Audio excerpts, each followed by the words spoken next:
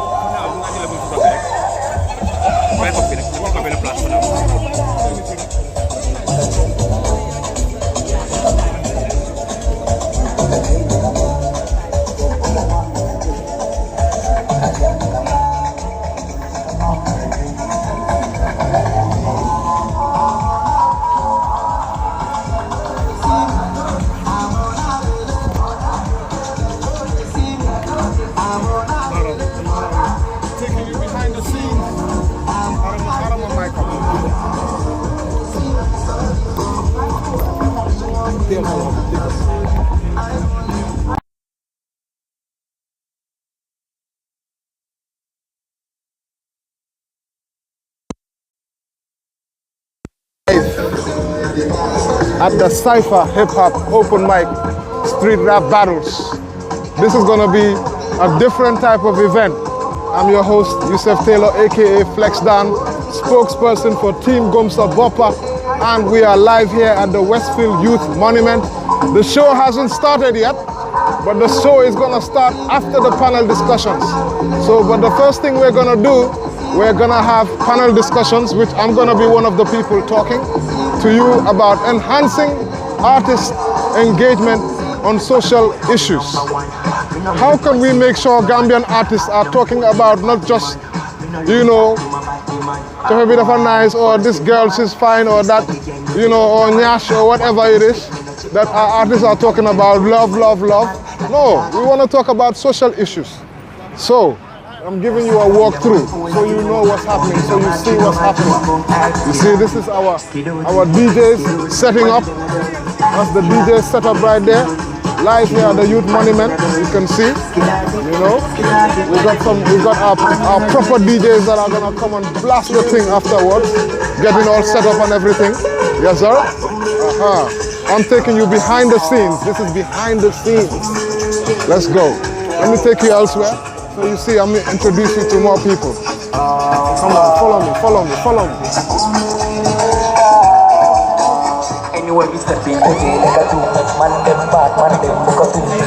And that's the Gomsa Bopa members. We're live. Respect, man. We are live. I'm taking them behind the scenes. I'm taking people behind the scenes. We are live right now. Yes, sir. None other than Pa Malik. And that's Yanks. So make sure more people come. The show hasn't started. The panel discussion is going to start soon. You know. So what's up, man? After the panel of discussion, we can start the actual show itself. Yes, sir. The Majoko session. The Majoko session. The artist performance. Artists, what artists we got performing today? Tell them, what artists do we have performing today? We have Lil Carl. We have Mass Murder. Our billing is coming. Our billing is already in the building. And we have, what's the name again? I forgot some of their names. Sparkling? Yes, Sparkling Black is in also. Sparkling Black. Let me take out the list. Yeah, you can take out the list. Yeah, we have Sparkling Black. That are supposed to be we also display some other elements of hip hop as well. Let me get out the list so that they can see. We can tell them exactly who is coming to perform live on today. But before we even get to let's talk about the panel discussions. Who's coming? Unfortunately, we had a bereavement. NCAC, they lost Seni. One of our sisters, you know, by the name Seni. We lost Seni Cisse from NCAC. So because of that, you know, indeed. So because of that, it's very sad to begin the new year with this kind of news. With such a loss as well. So we're all bereaving Seni Cisse right now. I'm sorry, there's a lot of background noise. I don't think people can hear us, but still, we're gonna just go ahead and just tell them exactly what we got going on. It seems like the panelists are coming, so we're gonna have to start the panel discussion very soon. Anyways, Babukar Manka is one of our panelists. We have the president of the Gambia Music Union, who's also one of the panelists. Yes, Somanjai, she's here, one of the panelists. Myself, Flex Dan, Gomsa Bopa spokesperson. Yes, yes, we're here. We also have another panelist that are coming in as well. We have our brother here, what's his name again? Jaune from Bekanya. Jaune from Bekanya. Has a broad understanding of human rights, you know, and other things. We can also have him through the engagement as well. Indeed. City, man. Yes, sir. Shout out to Sound City. Shout out to Sound City. Sound City Entertainment. Sound City, they got the sound. And we're gonna start any moment. Killer. beating up our brothers, they can hardly eat. So say no, say no, say no. Wow, sound. Live. We're live on Askanwi. Askanwi, what's up? The People's Media. People's Media live on YouTube, live on Facebook. Nice. Double stream, multi-stream. Please share, please. Yes. So we're gonna start the panel discussion any minute now. Any minute now. Guys are here. Everybody's here. Yes. We're basically about to, start off this positive conversations, taking it from the halls and the hotels and bringing it to the streets, giving it to the people directly. You know what I'm saying? On a platform of this magnitude. So get ready and make sure you share, subscribe, follow, and support and join the movement. Yes, sir. So we're gonna start moving. We're gonna show you, and then very soon we're gonna start. We've got our panelists here. We've got the president of the Gambia Music Union, who is one of the panelists. We've got Babukar Manka, who is gonna talk about the creative sector, and then we're gonna start any minute. So let's go. Let's go. It's time for us to go and start. They be beating up our brothers, they can hardly breathe. So say no, oh no, say no, oh no, say no.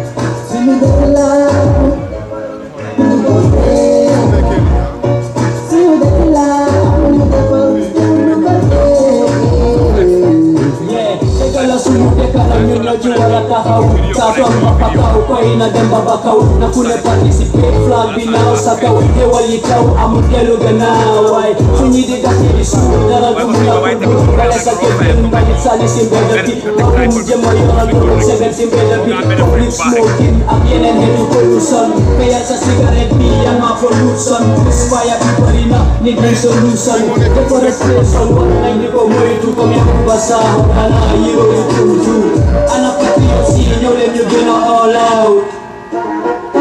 Yeah, she's in your pain and she's gonna no doubt.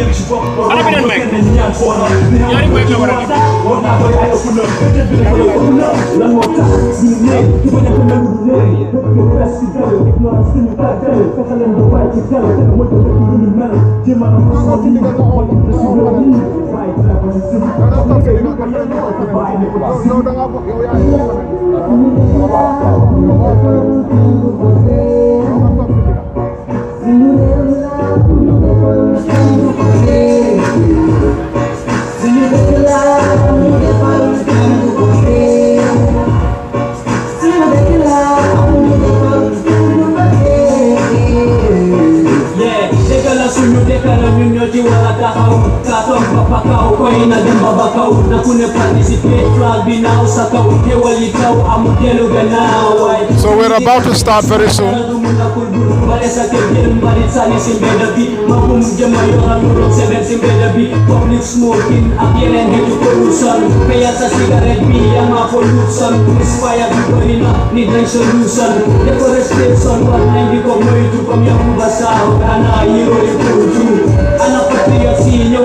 All out. Yeah, she's in your pain and she's gonna no doubt.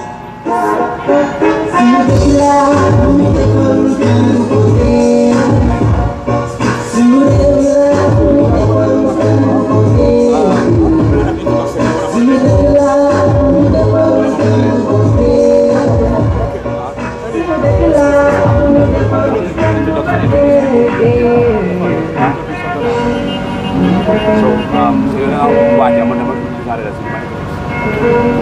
so I'm gonna quick cover the video of it.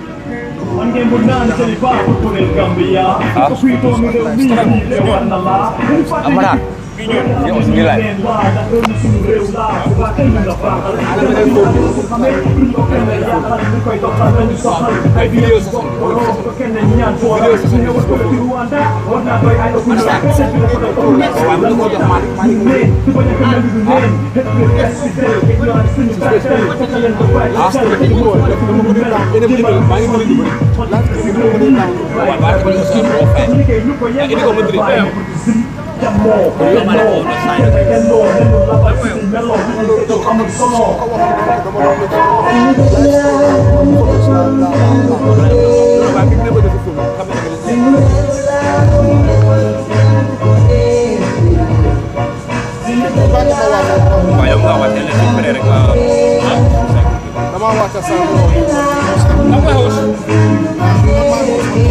Lagi am gas ni.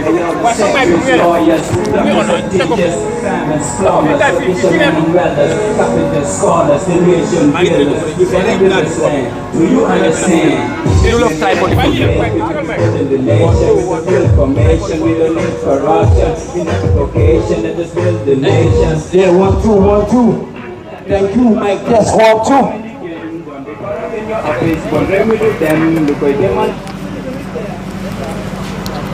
Mic test 1, 2, 1, 2. Jox ma volume si mic bi. Mic test 1, 2. Mic test 1, 2, 1, 2. Jox ma volume si mic bi. Yeah, 1, 2, 1, 2. Jërëjëf, ladies and gentlemen. 1, 2, 1, 2. Yéen ñu nekk si gannaaw yéen a ngi maa dégg, right? Say yeah. All right. Good. So, ladies and gentlemen, thank you so much for taking your time to come and witness history in the making. Thank you for taking your time to come and witness this edition of the Cypher Hip Hop Open Mic and Street Rap Battle Competition. This has been our 10th year, right? Non-stop, trying our best with this platform. And this platform started on this very stage before it was all of this. I remember it was like this little gel of hair that was over here. And we organized our first event and it was raining on July 14th, right? 2012 actually. And despite it raining, you know, the true hip hop fans and enthusiasts were standing right there where Soma and was at, you know? And that gave birth to the likes of Mike Jada. That gave birth to the likes of the Owa Blings. It gave birth to and supported the likes of Attack. Even Jizu was on this stage at one point. I remember the Manjai edition. So this platform is a platform to empower our young people who are disenfranchised to keep themselves positive and energetic, you know, and keep themselves in a positive life, you know. So today's edition, this is the first time we're doing such, which is we're going to have a panel discussion centered around enhancing artistic engagement on social issues. And it's a great honor to be able to take these conversations from the hotels, you know, from the halls, and bringing it to the streets and bringing it directly to the people. And amongst this, we have various topics that we want to talk about, which is the state of artistic freedom and rights in the Gambia, the creative sector as a tool for social change, history of art as a tool for social change in the African context, and women's participation in arts, the challenges and the opportunities. These are the 4 conversations we were supposed to discuss with about 12 panelists, but unfortunately, we're gonna have to cut the event and trim size it because of the loss of a sister, a comrade, a colleague, Saini Cisse, may her soul rest in peace. And she works for the National Center for Arts and Culture. And they were very integral part of this conversation, and unfortunately they will not be able to make it. So we lost about 5 panelists due to the unforeseen situation. So what we're going to do is we're going to have the remaining panelists, which is 7 of us, and we're going to have a roundtable discussion around these conversations. And what I would do is I would like to introduce, like they say, ladies first. Ladies and gentlemen, please, I would like to welcome Soma Njai, Honorable Soma Njai.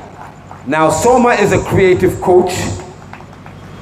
She's also into the fashion industry, you know, with the Fashion Weekend Gambia, one of the biggest fashion events in the Gambia. And Soma has been empowering a lot of people in the creative sector, you know, helping a lot of people with her capacity and her knowledge, and she has some legal knowledge as well. So thank you so much, Soma Njai, for taking your time to attend and witness this particular event, being the first of its kind. And then who I will introduce next is a young, dynamic gentleman who uses his filmmaking and videography skills to talk about migration, to also showcase the situations that young Gambians face whilst trying to take the dangerous, risky journey to go to Europe. This is none other than Babukar Manka from State of Mike. You know, he should be celebrated, and his intellectual knowledge on what he does and using his art to advocate for social issues is very important. Thank you so much, my brother. You're highly welcome. I will also, it wouldn't be justice to not have somebody from the music industry. Now, I would usually be in a funny position because I am part of the Musicians Union of the Gambia. I am the Secretary General. And the guy who I'm about to call on is the president. So this is going to be my boss that I would be more than happy to introduce, none other than Momodu M. Sarr. He's the president of the Musicians Union of the Gambia, but I call him Pamodu Munlip. Like, he's the president of the Youth Association in SL. He's the manager of this sand mining company. He's into real estate. He goes to Dakar and brings stuff, and you know, so this is Pamodu Munlip. But professionally, he is the president of the Musicians Union of the Gambia, one of the most important sectors in the industry. And you cannot say the creative industry without Pamodu. Thank you so much. And last but definitely not least, you know, I would also like to introduce none other but myself and I. My name is Ali Cham, commonly known as Killer Ace. I am a rapper, and I am also a human rights activist, and I am the president of Team Gumsa Bopa, and I am one of the organizers of this particular panel. I am also the guy introducing people, including myself. So welcome on stage to myself, Ali Cham, aka Killer Ace. And you know, I have to introduce also, you cannot talk about the creatives without having the media. Yes. So the next person I'm going to call on next is Yusuf Taylor, commonly known as Flex Don. Like, this brother is amazing. His work ethic is amazing.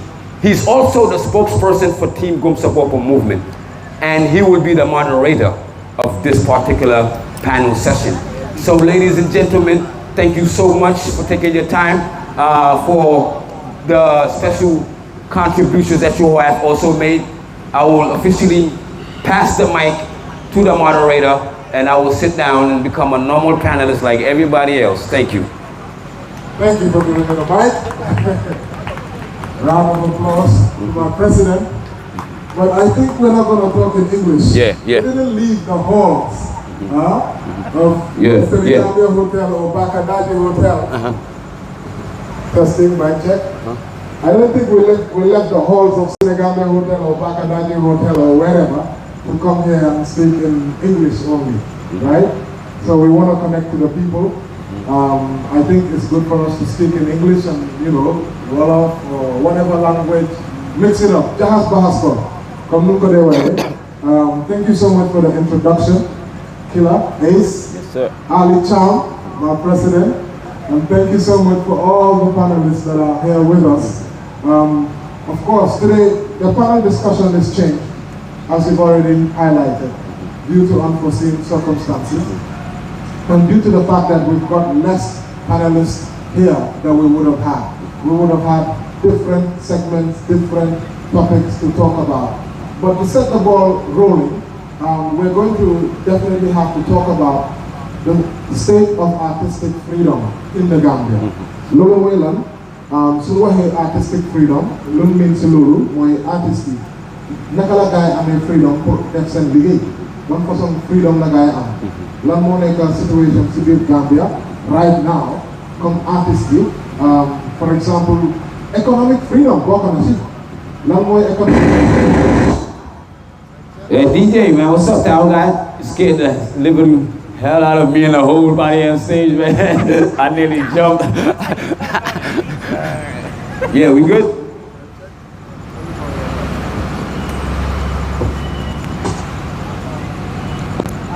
So we're talking about artistic freedom.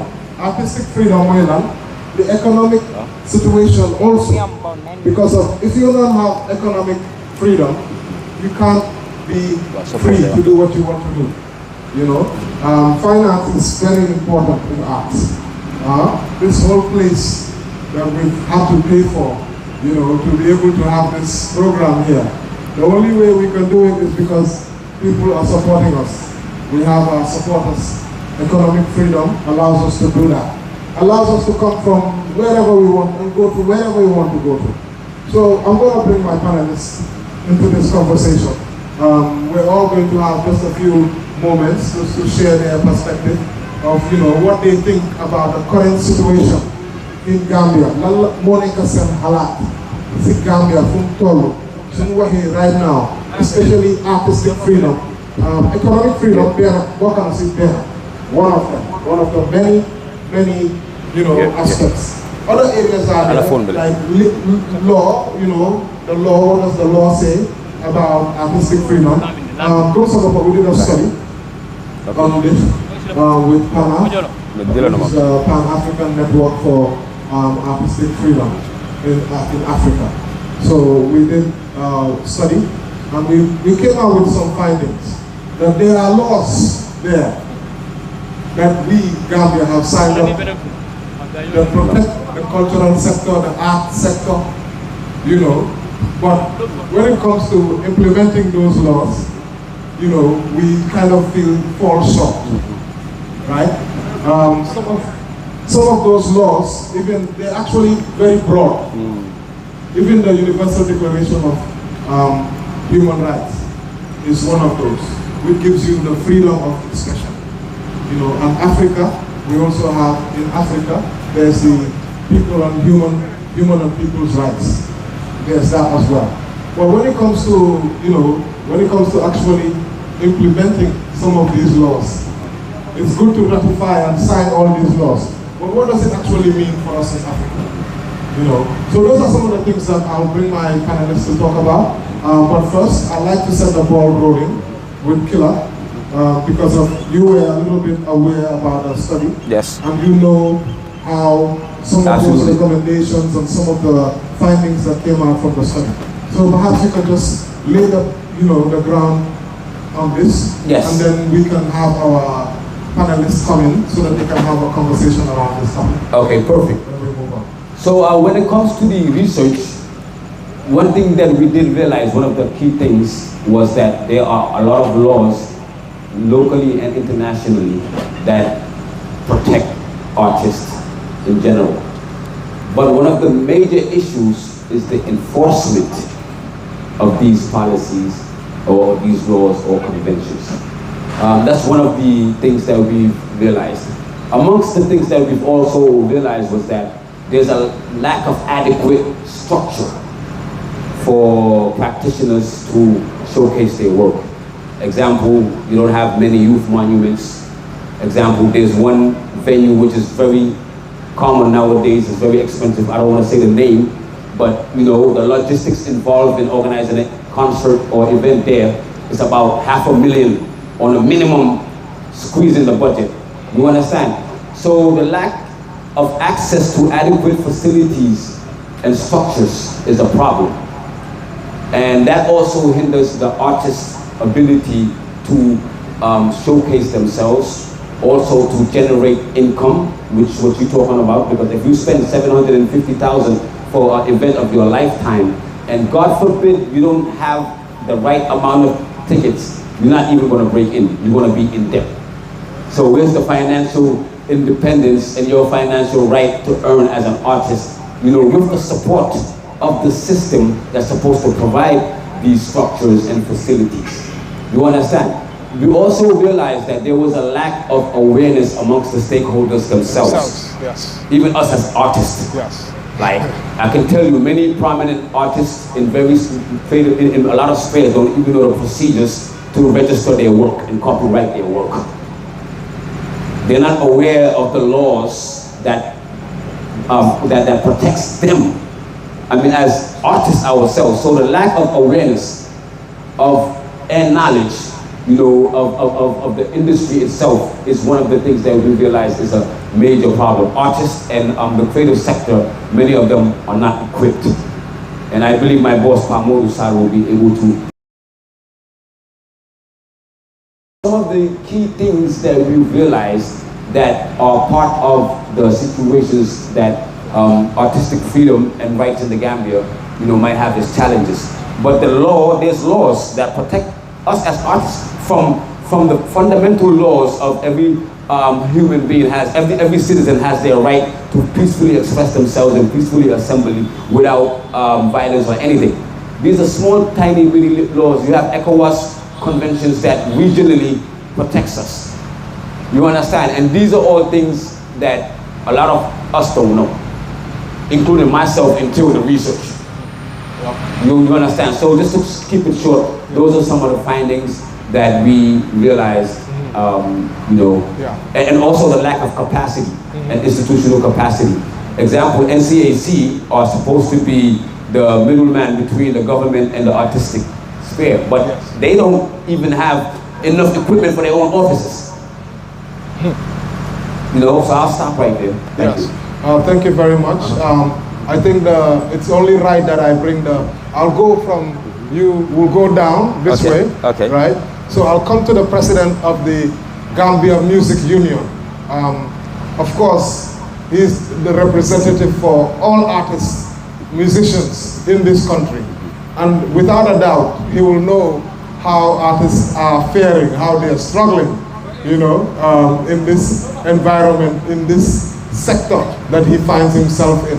And I know he does do events as well, so he knows around, he goes around. So, but I want you to speak to the issue of when we talk about how are artists managing with regards to, you know, even just being able to showcase their art, their talent, the cost that is associated with it. You know, you heard Killer. He didn't want to talk about a venue, but, you know, I think we all know the venue. So, but, like, we've seen some artists start a show, and by midnight, because they haven't finished paying, right, the lights go off. These artists have to get off the stage.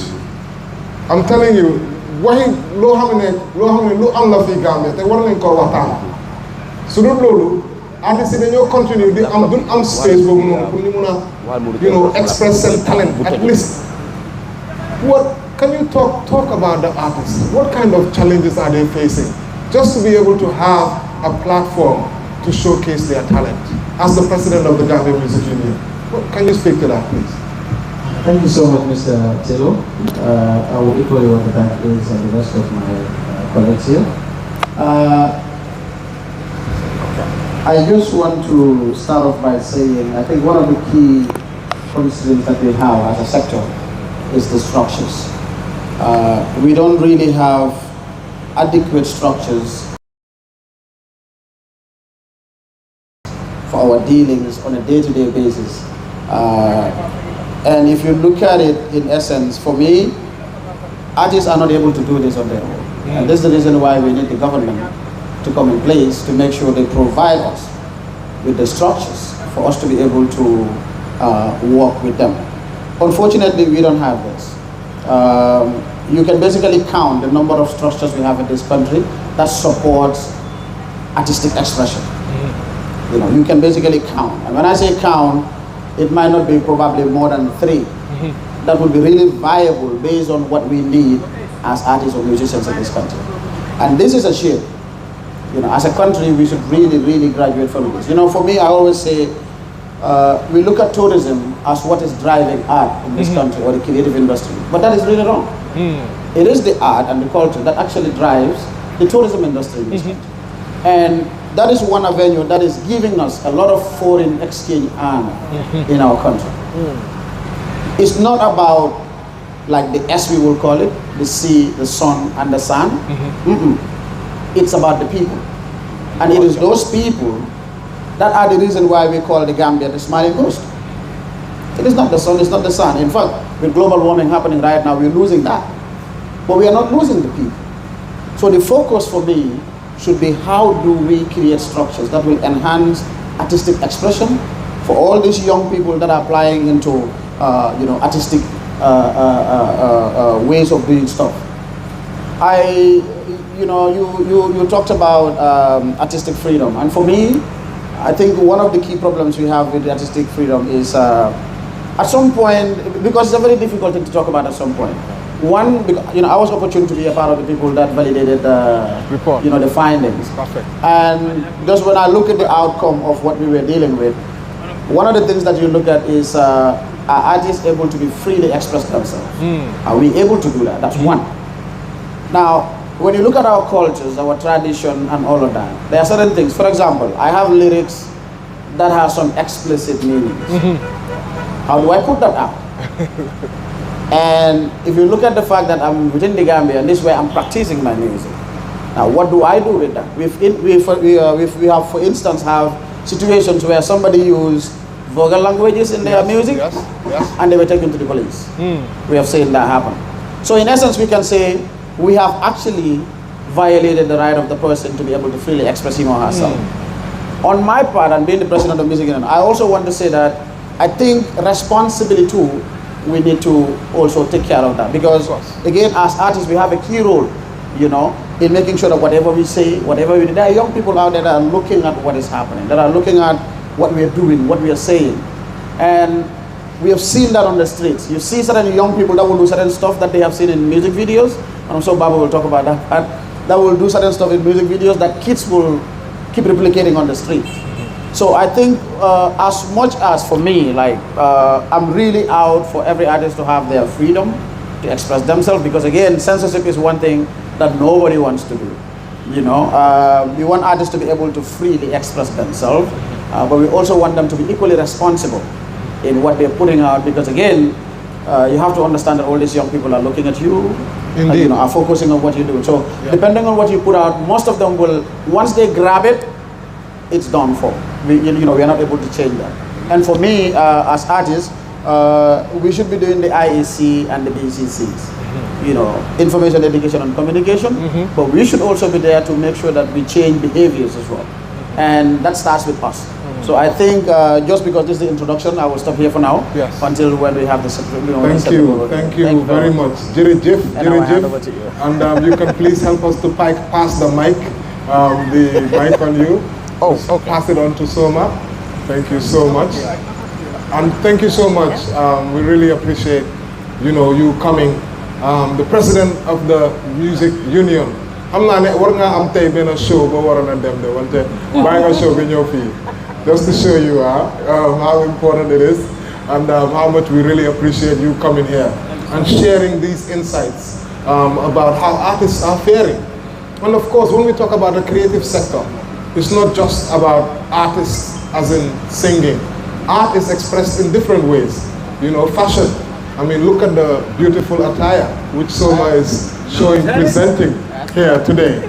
This is a form of artistic expression, Of course, Soma, you've been involved in a lot of fashion events, not just the one that you've been pioneering, I'm sure, but every year, you continue to.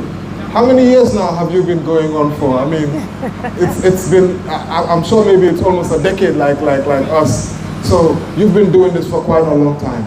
Another area of the arts, which is the creative sector, still within the creative sector, fashion and design, clothing.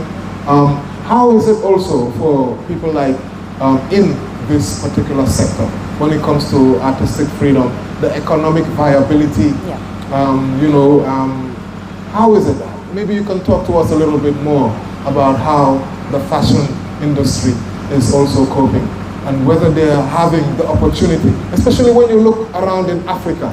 Because I think one of the problems, when I say problem, ñun Gambia fii nii suñ xalaat bi yëpp daf dee nekk just in Gambia fàtte ne ñu ngi si biir Africa in general. moo tax I like the ring that you're wearing, Soma. I love the ring that you're wearing, the African ring that you're wearing. You know, we're in a continent called Africa, and there are other African continents there are other African countries who are pioneering, leading the way. When you go to Nigeria and you talk about fashion, come on, it's on another level. Like, how can we as Gambia get to that level? So, you know, you've been there, you've done that. I'm sure you've gone to other countries. You've seen how fashion is in there. You know, you've been to Europe as well. Let's not even just think about Africa, you know. We can go global, you know, but, you know, maybe you can bring it up from what your experience is here. How, you know, Africa, how Gambia is fashion, how the fashion industry is faring within Gambia, and how we can take it on to that level that we want to take it on to be the best in Africa.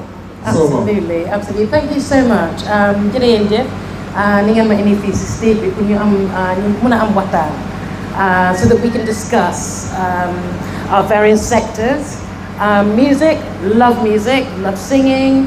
Again, have worked with some of the artists here in that sphere.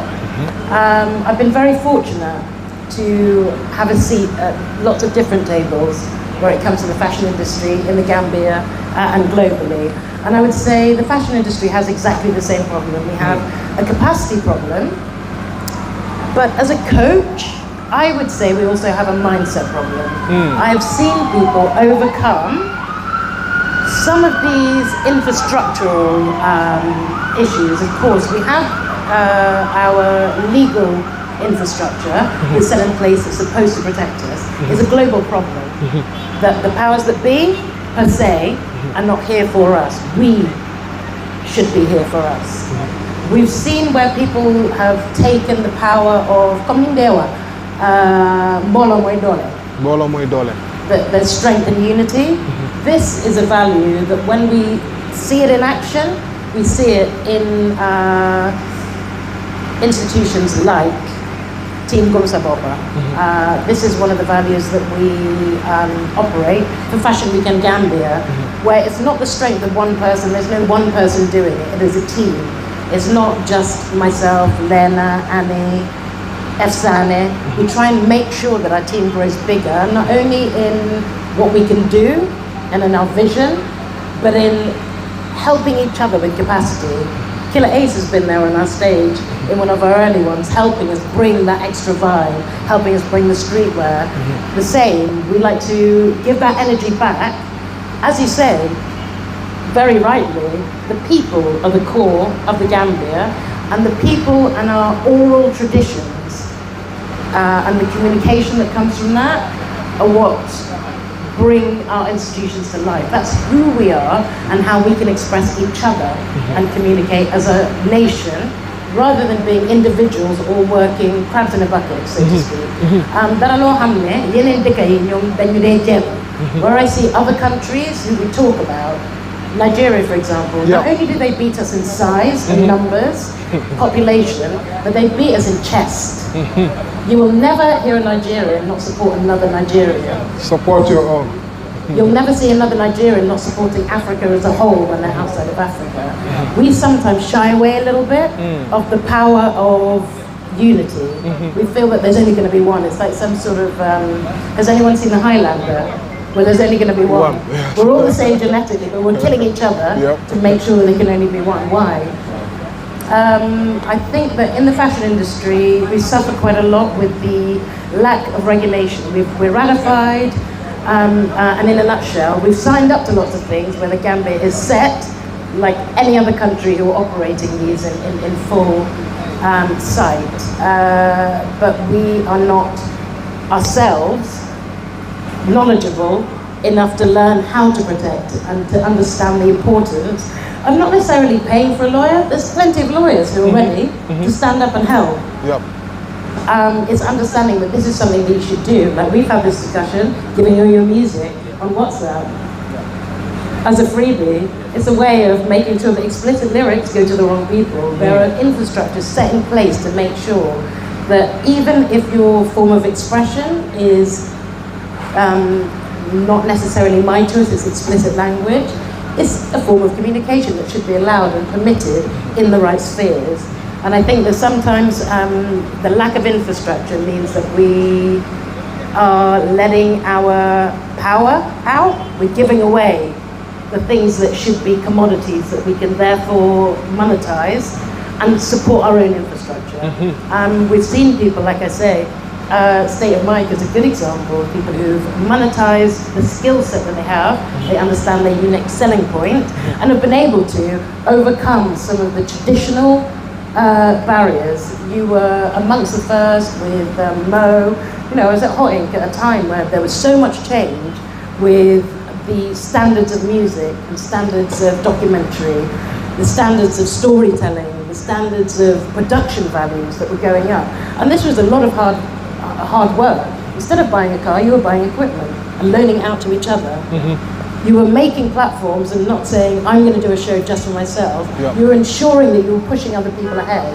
And I think the more we do that, we won't have to sit and wait for people who have shown us over 65 years that their capacity is less than adequate for what we need in this modern age. So I think I'll leave it there.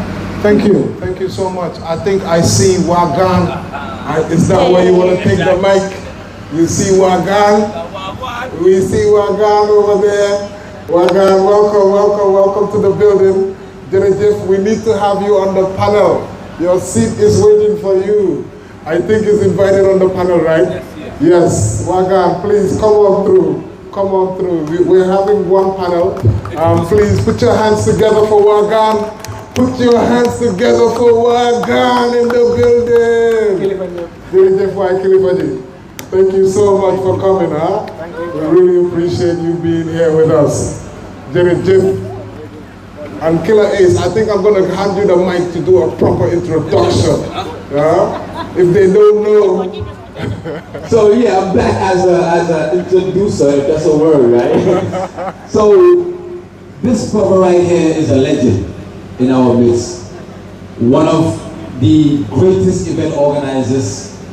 He's one of the co-founders of Black Links Entertainment, you know, who at one period had one of the greatest platforms to give Gambian artists a talent and platform to excel. And that's the Open Mic Festival. And apart from that, this brother goes way back. Bro, been rapping since Nas dropped that album, Illmatic, trust me. You know what I'm saying? So he's an old school MC, just in case you don't know. Basically saying that he's been into the artistic sphere before like people like me, some probably were even born. And not just from Gambia, all the way from the United States, came back home, settled down, just to contribute his quarters in the creative industry. And there's none other than Wagan Abdul Karim Wagan Faye. Can I just get a round of applause for this brother? I would also like to acknowledge the presence of the Writers Association of the Gambia, Bay Kanyang Human Rights Organization, my brother Lamin Diba, who's an economist, a financial expert in our midst. Thank you so much. So, there goes your mic, bro. Thank you very much. Really appreciate you being here, Wagan. So, we're going to move the conversation. And guys, by the way, after Manka, I'm gonna obviously have to go to Wagan. But we also want to see what the crowd have to say, you know. So we're going to open up the that Senegambia panel discussion. We're bringing this to the street. So we want you guys, if you have one or two words to say, please feel free. We will come all the way there, hand over the mic to you. But I'm gonna go back to my panelists. And then we're gonna have 2 rounds. So Wagan, you just join us. Unfortunately, we had a loss, NCAC. I'm sure you must obviously close to, exactly, you were there at the funeral also. So I'm sure that's why we've had to change the whole panel. We're having just one panel. We'll talk, just about our issues, the state of, you know, artistic freedom in the country. I know you're supposed to give us some historic aspects in it. But bukumala def market because of your itam boka nga simbirbi, so I think we're going to also have that aspect too. We're going to have that historic aspect. That was actually what we were going to start with, but due to the change of the panel discussion, and I know we're bringing you into the fray. Even a lot of my panelists from Nekani, it's like a freestyle guided because of changing Luneka. We were supposed to have one on gender, a conversation on gender, but it's like we're going to have to bring that in the next round. So I'm coming to my brother Babu Karamanka. Come over here, right? Nekani was in English, right? Then try for in the Dehas Bahas, in the wall of Lege, mix go. Panel B is a free panel, you know, we're all here, they could stick, whatever. We're all here free, feel free to express ourselves because that's what we're talking about. Artistic, you know, expression, freedom of expression. And of course, we all know the work State of Mike puts in the Gambia. When you want to have the best music video, you know where to go to. State of Mike, if you can afford them. But that's also important because of value, you know, and to be honest, they do a lot of things for free for the right people. I know that, you know, because of we've worked with them a number of times. They've done a lot of things for us where we can't pay them back, especially when it comes to supporting the downtrodden. They contribute their own quota. So, but at the same time, you have to know your value. You know, if you don't know your value, you cannot be able to. Come in, please. Why not? Assalamu alaikum. Sorry for coming in late. I was expecting the usual panel, even though I know about the law. So my condolences to the family of Saini and NCAC. Okay, I'd like to just buttress a little bit on the financial aspect that you started touching on, and the free.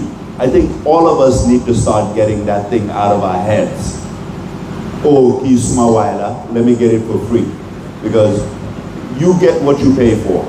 And look, personally, I mean, and I hope no one takes this the wrong way, I'm not in the business of helping. And that goes just beyond music. For everything I do, I'm not in the business of helping. Now, if I choose to help, no one's going to impose that on me. That's because I chose at this time, and you're not going to determine for me how I choose to help. I choose to help because I, at this moment, can afford it and can choose to do it. But I think we need to start understanding that to get value, you have to put in something. And look, all of us have families to feed. The reason, I think one of the reasons why the music industry or the arts in Gambia is not going forward is because we refuse to turn it into a business. And with anything, it's about sustainability. If you open any business, a restaurant, once it's not sustainable, you're going to close. That's just the reality. I mean, you need to pay your staff, you have your overheads and all of that, and you need to get the money from somewhere else. But if you start feeling, oh, okay, let my cousins come support me, let my people, no one owes you support.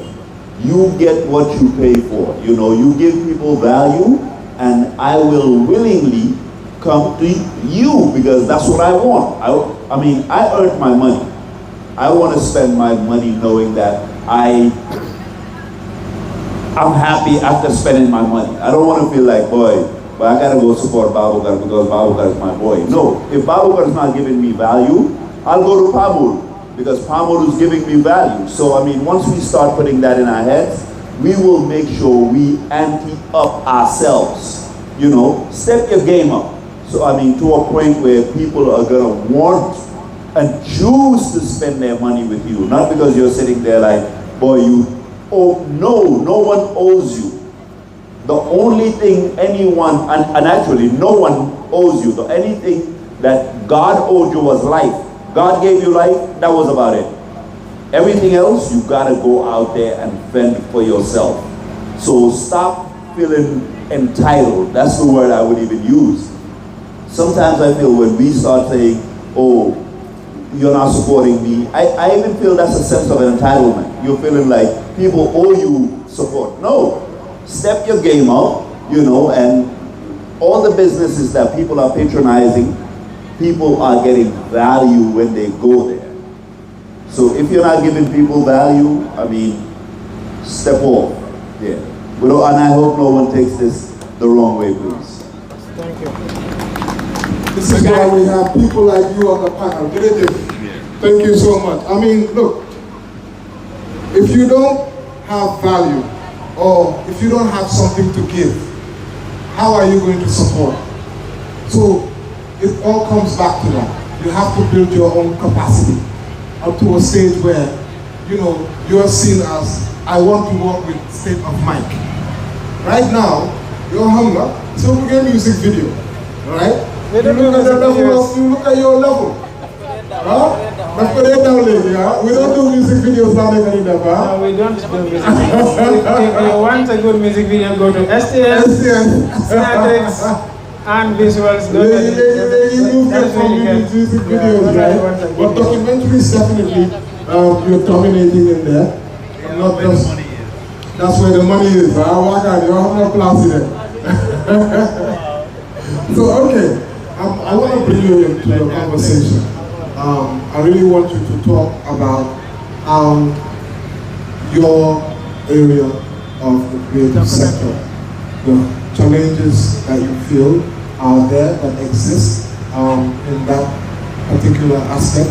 We talk about music, we talk about fashion, we want to talk about obviously the documentary aspect, and even, you know, media. You're a journalist, I studied journalism, but I'm not a journalist. Journalism, not studied it. But on a serious note, like, to come back to it, but just to add one thing, which is passionate for me, and I talked to Pamuna about it, the fact that we haven't been able to monetize. You know, you use that keyword, monetizing. Like, being able to fully monetize the digital platforms that exist. Like right now, Killer Ace has his channel. He should be able to, at the end of every month, if he gets number of views, get some dollars from there, from YouTube, from Facebook, from TikTok, from all these different platforms. Imagine how many, you know, I mean, capable artists that we have in this country that are in online sphere, but what are they able to get out of it? You know, but yeah, start off with your sector, please. I think the timing is perfect to just have Wagan speak almost everything I wanted to say before I came in. I hate going to workshops, that's why you have to see me there, even though I'm a cameraman. Because at every workshop, everywhere, people are just saying, this is the problem, this is the problem, this is the problem, and not the solutions. And I think one of the fundamental problems in the creative sector is we think somebody owes us the facilities to monetize our work. Somebody owes us everything to make sure we go home with something. Yes, somebody owes us something because we are taxpayers. There are systems that would have made our talent more profitable that we can create by ourselves. But there are a lot we can do even without. And Wagan is extremely right. And the reason I very much appreciate this man and what they've done, but also sitting next to them is, I was one of their kids. 2009, 10, 11, carrying lights all over the place, coming up and down, filming open mic in every junction, and this was the complaint. We do not have, radios are not playing enough music. We do not have funding, we do not have platform, we do not have this. That is no more the conversation. There is no more the conversation. Not because radio said, okay, we are going to start patronizing Gambians and start playing their music. Not because young ticket sellers buyers said, okay, I am feeling guilty that I don't support Gambian shows, I'm going. No, because it's fun. The quality is good. We go there because they're giving us the right products. And the same goes to film. The complaints that I've seen musicians say in 2009 is the same complaints I'm having with the film people that I used to be one of the leaders complain about. The government has not done us, give us this, the address is not paying our fare, blah, blah, blah, blah, blah, blah, blah. Yes, those are the problems. Same. But can't you maneuver it? Can't you figure out a way out of it? And one facility that we have, that we are blessed with, is the internet. My first film I did in 2018, I did with people that are in Netherlands. I did it, the Gambia didn't have infrastructure, I used Netherlands infrastructure. The last documentary that I did that is right now playing in GWTV, I did it with South Africans. The Gambia does not have infrastructure, I use South African infrastructure to make sure the small ideas we have are able to get somewhere. So that is one thing I just wanted to put across there, because I hear a lot of entitlement, like, because like any content I put out, you have to love it. No. If it is good, you will love it no matter what. There's no choice. You're gonna pay for it. So that's just one thing I want to say. But saying that does not negate the fact that there are problems. And I think I want to agree with Pams when he said, what we sell as country is not shites and sound. It's human experience. And that human experience has a lot to do with the arts, because the arts we project out reflects on the lives of the people you meet every day. But the people you meet every day too also reflects on our life. If the art of a country is bad, everything else is bad. Like every day last week also, I saw Gambians have a Bollywood festival. Yeah. So you go on TV, you see a Gambian speak Indian perfectly. They dress Indian very well. But I give you the challenge to dress a Gambian bride 200 years ago. None of us can't, because the art art is not helping us reference that. Do you understand? Every one of us now, when we speak a little bit of English, American slang or the British slang, because the music has influenced us. Or when we want to look traditional, we go to Nigeria. So you cannot sell a country without empowering the arts. And it's the government's responsibility to make sure those facilities are there, to make sure when the artist have the idea, he does not struggle through everything just to make sure that idea materializes. But because there are gaps with the implementation, should not mean, okay, we're going to just wait for everything to get fixed before you start creating, because you can create regardless. Thank you so much. Really appreciate that. You hear what our panelists are saying. I mean, this is what some of the pioneers in the entertainment, art sector, culture sector are saying. We've got the president of the Gambia Music Union here.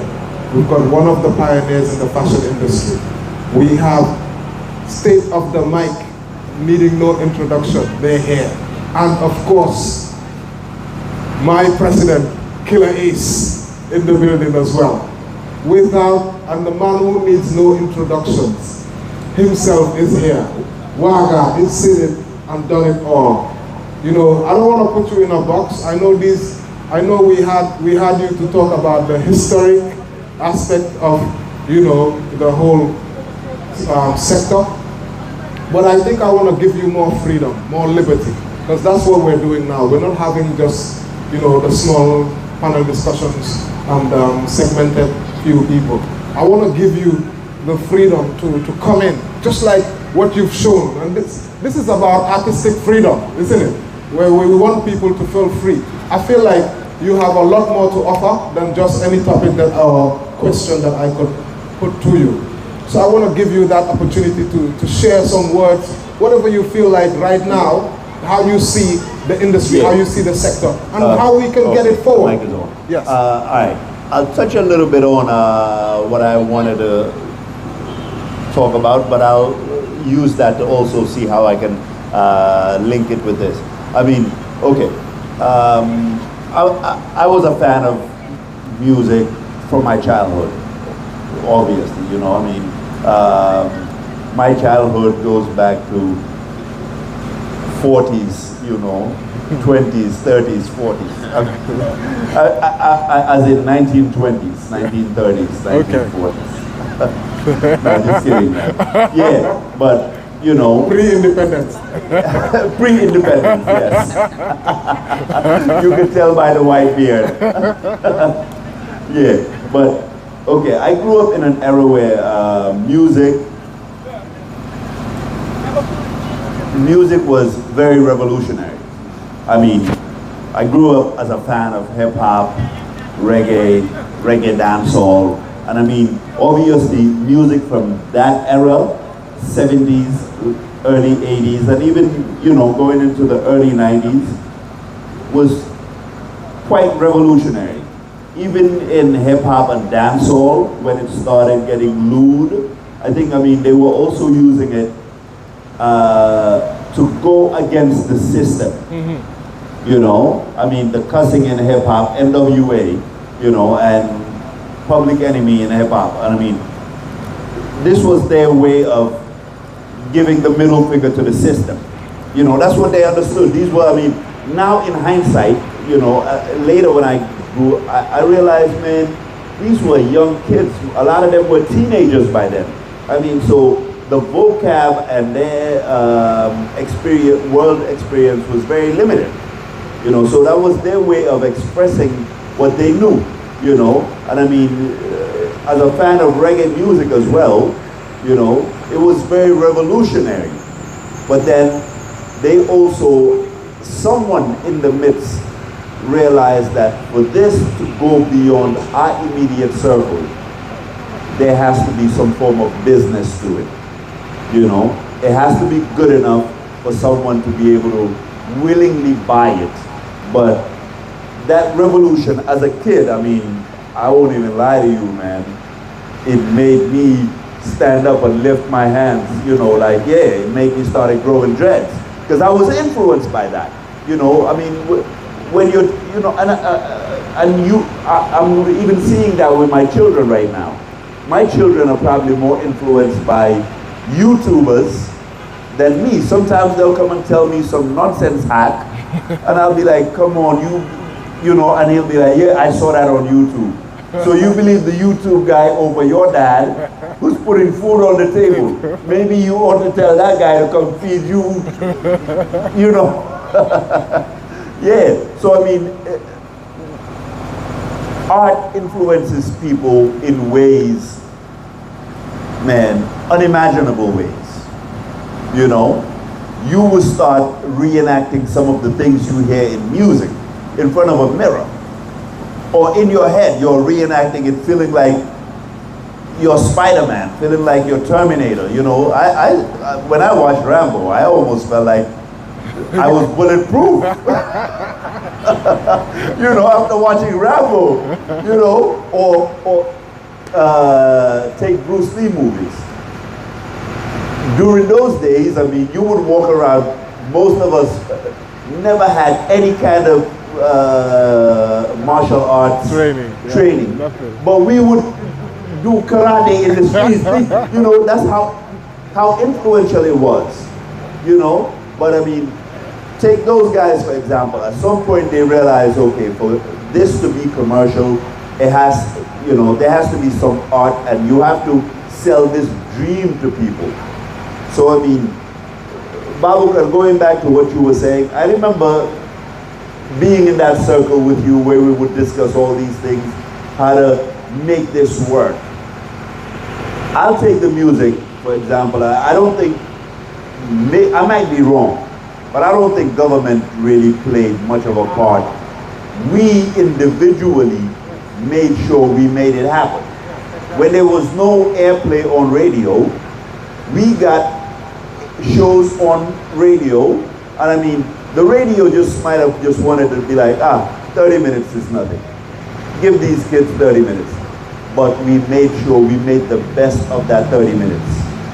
I mean, I remember when we went to GRTS for Fila, we made a demo way before we even spoke to GRTS.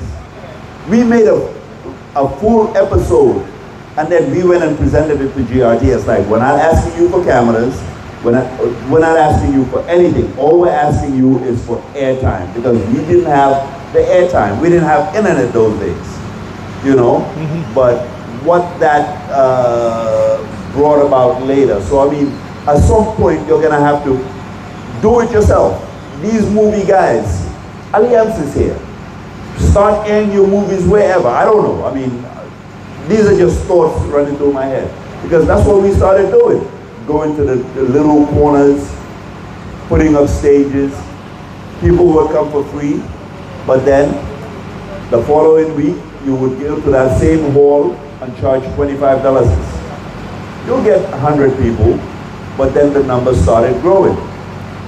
You know, at some point with any business, you start operating at a loss. That's inevitable when you start, but at some point you gotta figure out, every time I'm making a loss, okay, what was the mistake I made? What was this? So I mean, even with the film guys, you already spent all this money to make the film. Go rent out Alliance. Go air at a Pinchami Hall. You know, just get a projector, air wherever. Go to Brikama, Joko, air.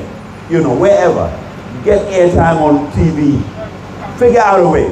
Where there's a will, there's a way, basically. But I mean, once you start doing that and the public gravitate to it, I'm telling you, there's nothing. Once the public gravitate to what you're doing, there's nothing no corporate body can do to stop it. In turn, the corporate bodies will start running to you. One thing I respect about this brother, man, he's one of those brothers, when he comes to his principles, he'll go to the corporates, and I mean, I've seen him deal with corporates. He'll still stand his ground. And that's what they respect. Once they start realizing, okay, this person can do this with or without me, I'd rather do it with them. Thank you. Thank you. Jenny J. That was very inspiring. Can I interject? You want to, why not? Yeah, the technology nowadays, man. I don't know when they're going to have an automatically rotating one that just, you know, just dumps on you in the script. Yeah, but anyway, you know, thank you so much, Brother Wagan. I mean, I'm kind of inspired by what he said, because that's something that I do believe that the creative industry should, you know, work on, which is believing in themselves. And it's hard, because I've seen them come up, you know, from the Christian Council Hall, you know, for those that don't know. But he said something that's very important. You start off with 100, yes, and then that eventually turns into something. And I think that's something that we can use as a case study, which goes to one element that is lacking, which is consistency. Because without the consistency, you have 100 people, right, times 25, that's 2,500. That's not even enough for the transport of the equipment. And you like, it's not, you know what I'm saying, or the team around you is not motivated, like, well, you buy it, you know what I'm saying? So the consistency part of it is what I basically took note of. And I do believe that being consistent in your art and in your craft will take you a long way. Thank you. Thank you. Yeah. Thank you so much. I want to bring the crowd in. Because we're going to have maximum one more round discussion, where I can touch on some of the few key areas that, you know, was on the topics that we had before for you guys, because I think it's only fair, especially the fact that I'm sure, you know, maybe you've already prepared for some of those things already, so you've got some things in your mind that, you know, you'd like to uplift, you know, offload. But I want to see if I can get the crowd involved in this. Nakala, you're not civilian. Aha, Nekana. Can I just say one last thing? Go on, please, go on. One last thing is, I'm only echoing what Bagan has been saying. Be able to do free. But I'm using able because when somebody tells me, okay, I'm giving you a job, I tell them, example is 100,000. They tell me, I can give you 10,000. I tell you, you can watch it and you will see 10,000 on it. But if you give me 100,000, you'll see 100,000 on it. Because even when I'm able to do free, it's better when I'm able to afford the camera that I'm using, the electricity, so that I can give you time for that. Because when I'm thinking of other things, that are prioritized, it's no more free. I'm wasting your time. The free jobs that I took, sometimes it takes me 6 months before I could deliver it because I have to prioritize other things. So in the end, it's no more free. So help, if you want, help yourself before you can help others. And I just wanted to echo that because State of Mike, we still give a lot to everyone, but it's because we are now able to. But at the time, we know, okay, we understood this is a business. It is fashionable to be the guy everybody talks about on the internet and everywhere. You're the big guy, but at the end of the day, when you go home, are you able to feed your kids? If you're not ever going there, the problem is you will not have an independent mind to create stuff. You will just be chasing the money, and whoever is giving you the money will determine your content at the end of the day because you're going to just do what will give you the money. And the artist, as far as you're not able to be independent as Team Gomsa Bopa's president, your content will be just like everybody else. So I just want to echo that before we go to the crowd. But thank you. Mike Fini, please, one of our Team Gomsa Bopa members, Nakala, maybe you can help us. Just grab this so that if anybody wants to contribute, really, Degangen Sun guest kid, Degangen Sun panelists. You've heard our panelists, you've heard what they have to say. And this is your chance to ask a question to Waga. You know, maybe you want to ask him, why is it that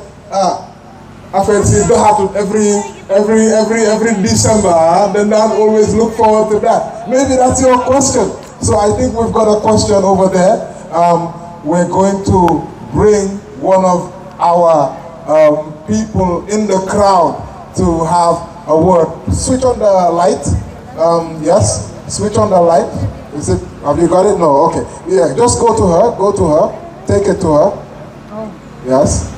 And please, yes. Go on. Tell us your name. Introduce yourself, and just tell us whatever you feel like, whatever you want to say.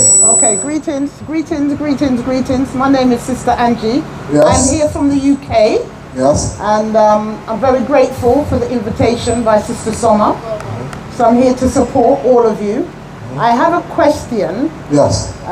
This is very interesting for me as well. Okay. So my question is, in terms of tourism. Yes. What role can the tourist industry play in promoting Gambian arts and providing platforms for local artists? Do you have any particular person you want to direct the question to? There's the president of the Gambia Music Union here. Yeah, the president. The president. Okay, I'm sure you heard her question, right?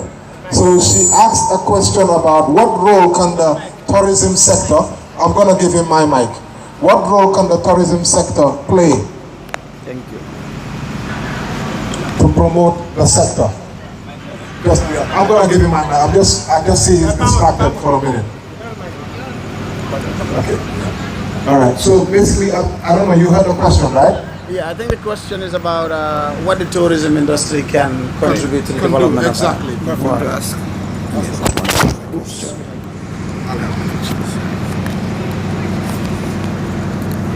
Right, thank you so much for your question.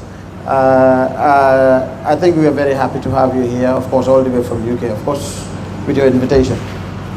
Now, this is a question that, since you're asking, and I just want to make sure that this is exactly your question, that what can the tourism industry do to support arts and culture? Now, just like I said when I was doing my introduction, I have a strong belief that it is the art and culture that drives tourism. And this is because we all know it's the people that actually brings the tourists out here. And I'm not really a fan, and I said this before now, when I attend tourism discussion, and it's been emphasized on a daily basis that we're looking at the sun, the sand, and the sea.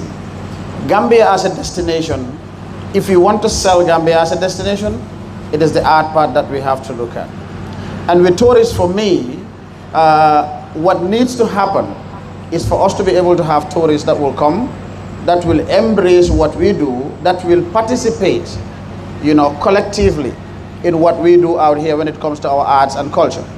Now, I really have to say this, and this is to again justify when we say he is a legend when it comes to the art and the creative industry. In December, nobody thinks of any event, we don't look forward to any event apart from the Open Mic Festival. In our country today, the biggest entertainment shows are headlined by people that are not necessarily Gambians. Now, in essence, when you go to our hotels, what happens is you see somebody playing Sawa Sawale in live bands. To be honest, that is not Gambian. And I've said this, I remember we had an interface with the tourism board, and I said this. I said, we really need to look at the entertainment managers that we have in our hotels and our restaurants. Because if I want to listen to that, I would rather go to Nigeria. If I come for the first time and that's what I listen to, man, I don't need to come back to Gambia again. I would rather go to Nigeria before coming back here. So for me, I think the tourism industry can actually support the industry by participating in it. But I also feel this should be a twist. It is in fact the cultural industry that should be able to support the tourism industry to make sure that people come, but not just to come, but to come and live Gambian culture, to have an interface with the people, deal with them in their houses, listen to our traditional music, dance to it, wear our fashion, our traditional clothing, and enjoy our traditional films or the films that we have that, that depicts Gambian culture. Unfortunately, if I am honest with you, and to be honest, this is something that I really wanted to say. I've always wanted to ask this question, and I think I'll be posing him this question today, where all of you will hear, because Wagan owes us an explanation. Wagan, honestly, owes us an explanation, because you know what? I know people that will pay their flight, book their tickets, even 11 months, 12 months in advance just to attend to the Open Mic Festival. In fact, the Open Mic Festival has been one of those platforms that we use as an avenue to even change a lot of stuff socially in this country, politically, socially, and so on and so forth. We've been there when some of those stuff were happening. So I strongly believe that platforms like that cannot really just go like that. You know what I mean? So, and I have to say this, it has given us an opportunity that we don't really ask for, as the musicians of the Gambia, because again, it's our responsibility at some point to make sure that we provide the platforms and try to look for how best we can consolidate what musicians are doing in their different areas so that they can reach higher heights. It's our responsibility. And I feel they were doing that. That is complementing the efforts of the musicians of the Gambia, complementing the efforts of government, so on and so forth, because this is a private entity. Now, we're going to come into that question, because that will be the last I will ask you, of course. But I want to really say that we have actually thought to organize, probably for the first time, the Gambia Music Cultural and Award Ceremony. That will be happening every December in the Gambia, so as to give us an opportunity, again, to give the artists, reality remains to be, before now we have what we call the Gambia National Troupe. This is a troupe that represents every culture in every ethnic group, I would say, in this country. It's a group that encompasses everything else. When you have them at one platform, it would mean that you have basically seen the entire Gambian culture when it comes to entertainment in terms of music and so on. Now, how are we able to rejuvenate that? I wish NCAC was here, unfortunately. One of the things that we wanted to do is to go back and say, we want to take ownership of this so that we can rejuvenate it, because there is an ad hoc team around that. And the ad hoc doesn't work, because it's more like I sit and call Mr. Taylor and call Wagan and said, we have something, let's do this, let's do that. And it goes beyond that. We got to be structured enough so that when we don't sit until something happens and then we say, oh, come together. No, something needs to be in there before actually something is needed. That way we can get through it. Absolutely. So this is something, and I want to use this opportunity to say that it's one thing that we've been looking forward to. I've seen Lamin Jame here, who is the Vice President of the Music Union. And we've already started discussing to have what we call courtesy calls to institutions, to partners that we know are going to be very instrumental in what we have in our heads to implement. And of course, this cannot happen in the absence of people like Wagan that have the knowledge, that have had the experience over the years in doing this back and forth. So, and this will bring me back to my question. I'm not supposed to ask questions, right? I can ask. I give you the license. Wagan, the open mic is one of those platforms that, personally, it was the biggest platform that I've ever played. And let me quickly say it, because I play an instrument, it's a drum set. It's the first platform that I was able to get on. It's the biggest, I would say, that I was able to get on to play the drum for different musicians in this country. That, for me, it's historic for myself. It's something that I can never forget. And you provided that platform, in essence. So I wanted to ask, Open Mic Festival, are we able to have Open Mic Festival again in the Gambia so that we can again serve the young people of this country? Because for me, it's not even young people, it's intergenerational, it's everyone else. Because to be honest, it's going to be a very huge lost opportunity for us not to have the Open Mic Festival. I know we have plans around this, but what is wrong with consolidating, working with partners to make sure that we make things happen? So, what? Can I interject before? Overruled. So I'm overruling. So now we have some people in the Yes, we are still in the audience and we have some the audience is gonna come on, but hold on. This is also part of the culture, this is also part of the tourism sector, right? Because every December is when we have Of tourism of the United States is? I don't. Do you? Nah. Do you know who the Minister of Tourism of Jamaica is? Do you? But I'm sure you know a lot about Jamaican culture. I'm sure you know a lot about pop American culture. What is your attraction to America? Or let me not say you personally, but most of us. It's not who the president is. It's not who the Secretary of State of whatever is. It's urban pop culture.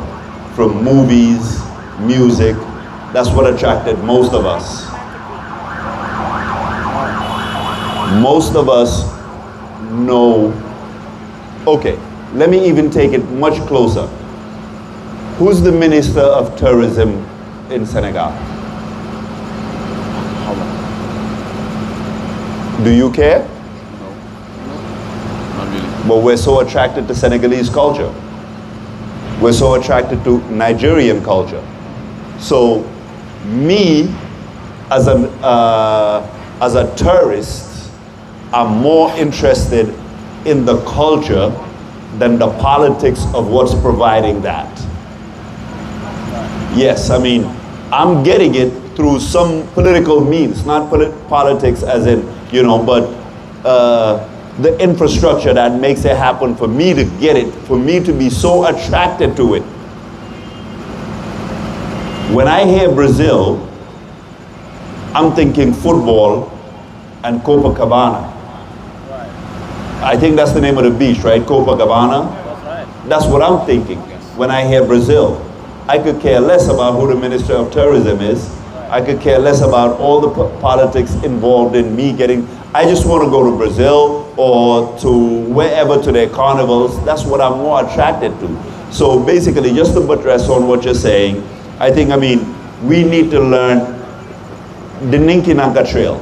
I was just reading something a little bit about it recently, actually just the day before I came here, sell these things. These are, I know about the Loch Ness Monster. I've never been to Scotland, but the myth is so out there that I watch it on TV, I see it everywhere. That's something about their culture that they've managed to sell. So we also need to, no matter how, it could be a myth. How was this open mic? Tell us about I'll get to that. But we just basically need to learn to sell ourselves. Basically, learn to sell yourself, put it out there to attract people for them to be able to come and gravitate to that. Yes, now, to the question at hand. All right, You know, everything in life, I think we have to learn to accept that everything in life will someday come to an end, including our lives. You know, and once we get to learn to accept that, that's just a reality of life. And I'm just one of those people, I don't like to dwell on the past. Once something is done and over with, I close the chapter and I learn to move on to other things in my life. I don't want to be defined, me personally, I don't want to be defined by whatever I managed to do, you know, so, but that besides the point. I mean, we got to a point, we needed to grow, you know, after doing something for over a decade, you know, you need to grow. And that's just me. I like to grow in more ways than one.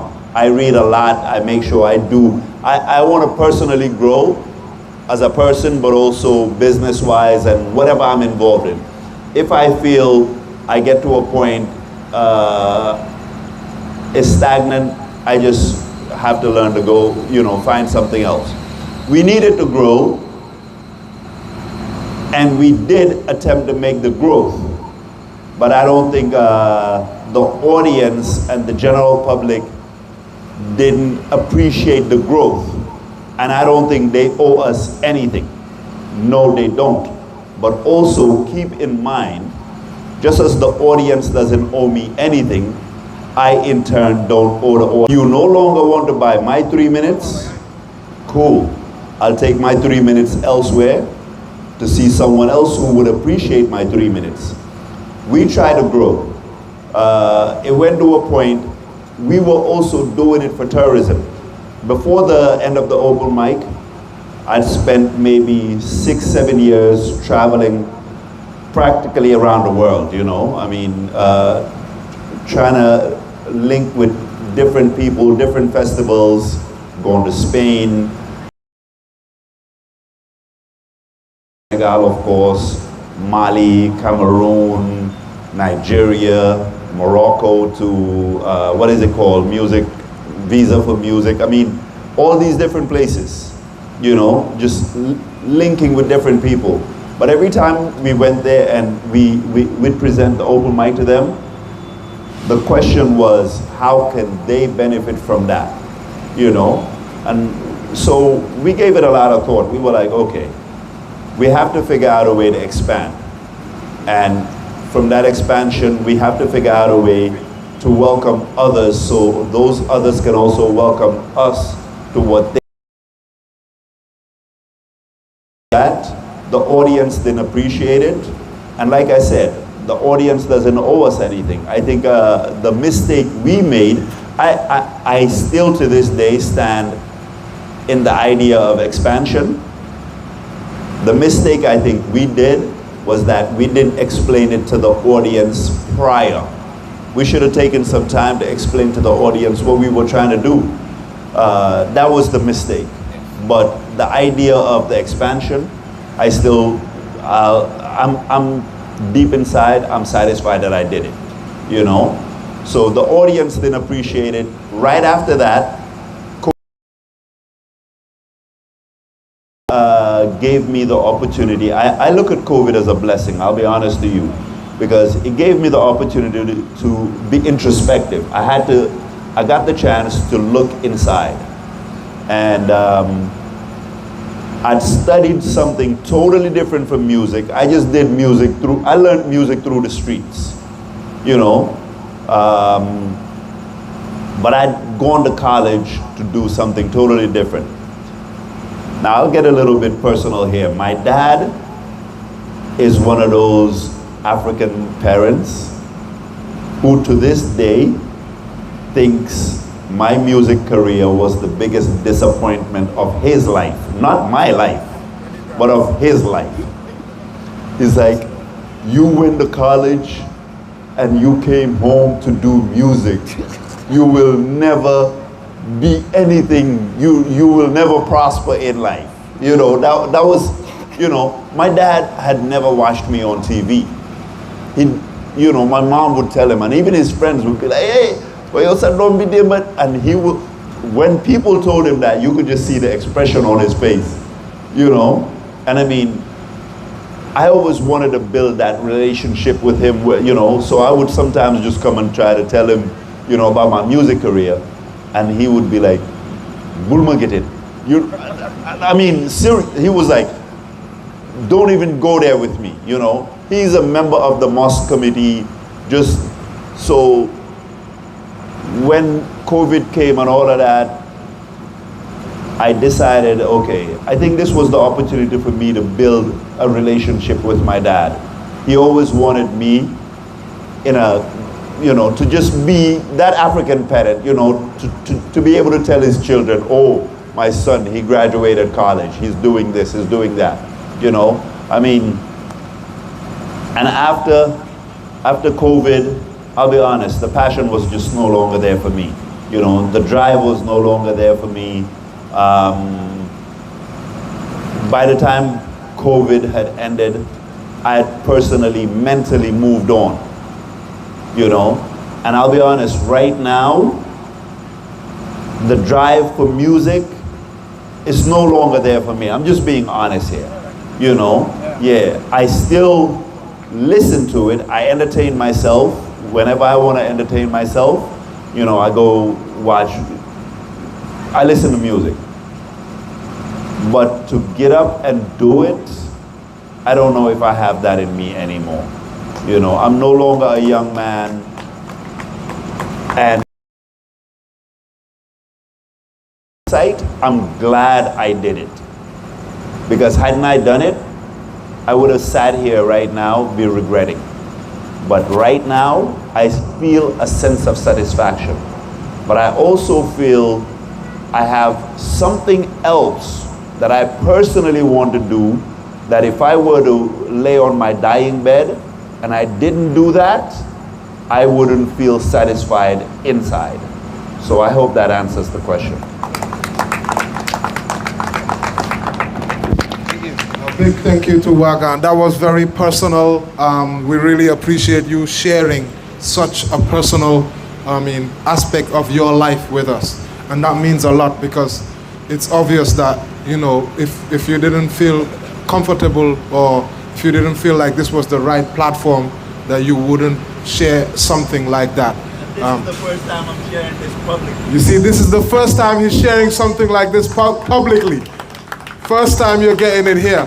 So now what we're gonna do, I've overruled my boss, President Killer Ace. He wanted to say something, because I know these people here, these people will riot or protest if we don't give them the chance to express themselves. So what we're gonna do, we're gonna get 3 people. We're gonna get 3 comments, 3 different people. Just raise up your hand. I know there's one over here, another one over here, and another one over there. So start off, whoever's got the mic, please. And please, can you come and just handle this for a moment? Get them to take it to them. Yeah, hold that for him. Where's the mic? Yes. The mic. Who's got the mic? There was a mic over there. There was a mic over there. It's over there. He has it. Let him stand up. Yeah. I already have the mic. Somebody's already got the mic. Who's got the mic? Where you at? Let's see your hand. Yeah, can you please stand up? Stand up, please. Put on the light. Can you please? Oh, yeah. Thank you. Yes, sir. Thank you very much, sir. Please introduce yourself, sir. And anything you want to say, question, comment, anything you want to say, sir, please. You definitely want to see how ugly I am. We want to see you.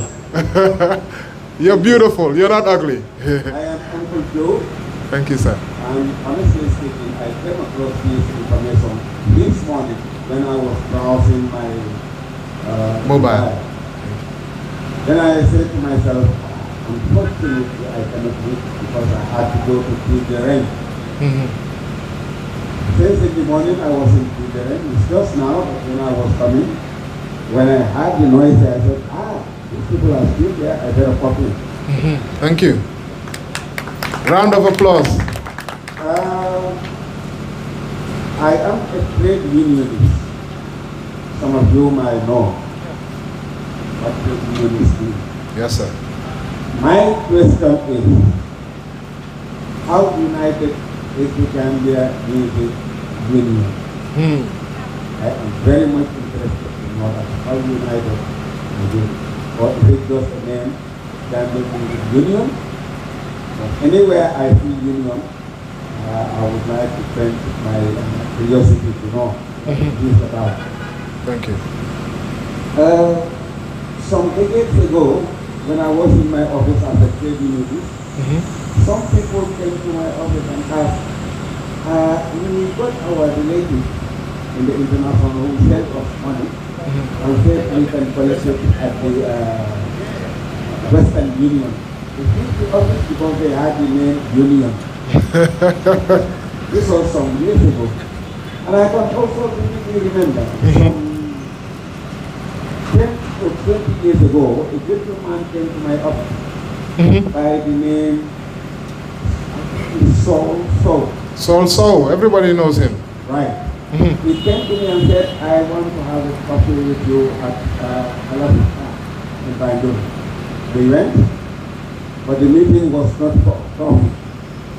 He was trying to see how to form the Gambia Music Union.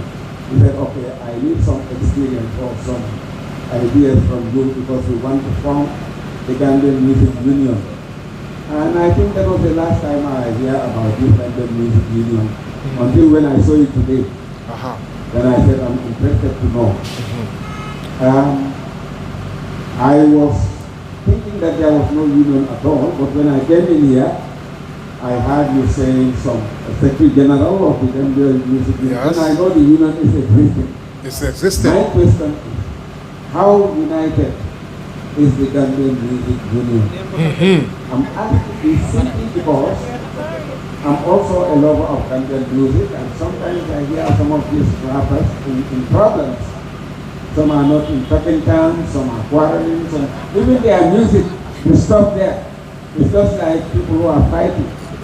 And if there is a proper union, that system would be averted. So my question is, how organized is the Gambia Music Union? Thank you. Thank you very much. We will take the next question. How united is, we're taking 3 questions. The people have to have their say, and we've already counted them out. So there's one over there, and then you, yes, come, yes, any one of them too? Yes. You'll answer that question as the secretary. Yeah. So, yes, please. Hi, good evening. Good evening. Yes, good evening. Alright, so I was just passing by and I saw the sci-fi hip-hop open mic, something I just said come in. Yes, speak up so we can hear you, yeah? I'm an artist, so I'm Nigerian. Yes. So, but I came into the Gambia a couple of months ago and I saw like there's a difference, like there's culture is divided into 2. First of all, like there's visible culture and invisible culture. So the invisible culture is the music because you can't see and touch it. But like I was with some other guy who has music on Spotify and the rest, and he's getting like listenership from UK. Gambians in UK are calling him and then, you know, congratulating him about his project. But there was something he said which I think most people would know. Like you say, Gambia has a music scene and not an industry. So, but there's a lot of people who just do music and then they don't see music like as a source. Music is just like sport, it's poverty alleviation also. It just depends on how the person is able to hone his craft or her craft. So, but there, as an independent artist, funds is like a huge obstacle, but it doesn't stop.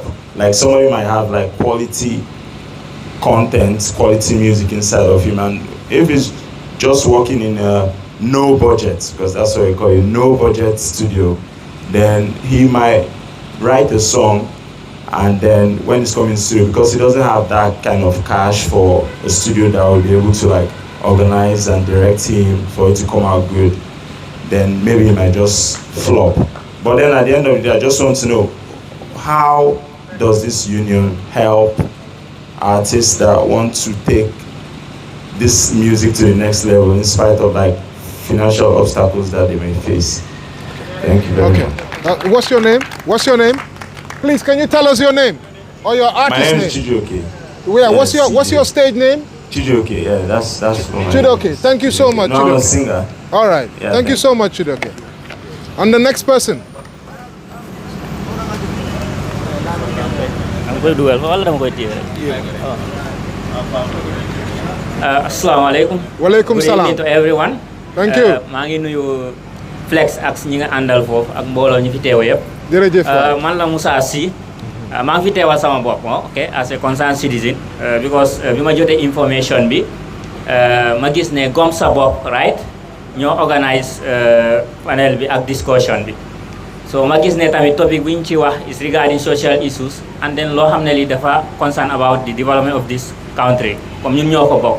so ma bëggoon moo tax ma ñëw ma ne bàyyi ma ñëw xam lan lañ fi wax loo xam ne li mbiri dëkk bi la. so as far as a citizen war naa ñëw xam li xew ba pare nag ma mun a indi sama contribution. so first of all daa am lu ma bëggoon a sama xalaat bu ma bëggoon a yokk ci topics yi nga fi wax. so regarding tourism ak culture. okay is it kii ni nga wax this one of you wax na ne we have infrastructural problem. all right loolu gis naa ko and then the question is naka la tourism mun a développer ak culture bi bu dee ñun dañoo am problème infrastructure. just recently at Janjanbureh ñi ngi amoon festival of 100 years right that's about culture and tourism and then loo xam ne li is history. in fact that's the beginning. when you talk about history and culture we started from Janjanbureh. it's an example, it's a center. but tey jii boo demoon Janjanbureh li nga fay fekk it doesn't mean ne foofu boo ko gisee doo xam ne sax foofu it's something related to culture and history. so man sax bu ñu doon celebrate 100 years actually ma ne ok then lan moo fa nekk sax. so the problem di ngeen wax ni is true am na but then government bi waroon nañ romb foo xam ne fii tey jii duñ fa toll.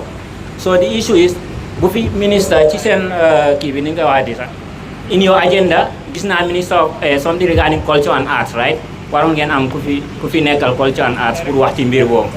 exactly so that means ne moom mu waroon naa bu fi nekkoon dina doon address this issue. ok so foofu is a problem. so nañu delluwaat xoolaat suñu cultural centers yi ñu defaraat leen. because yeah.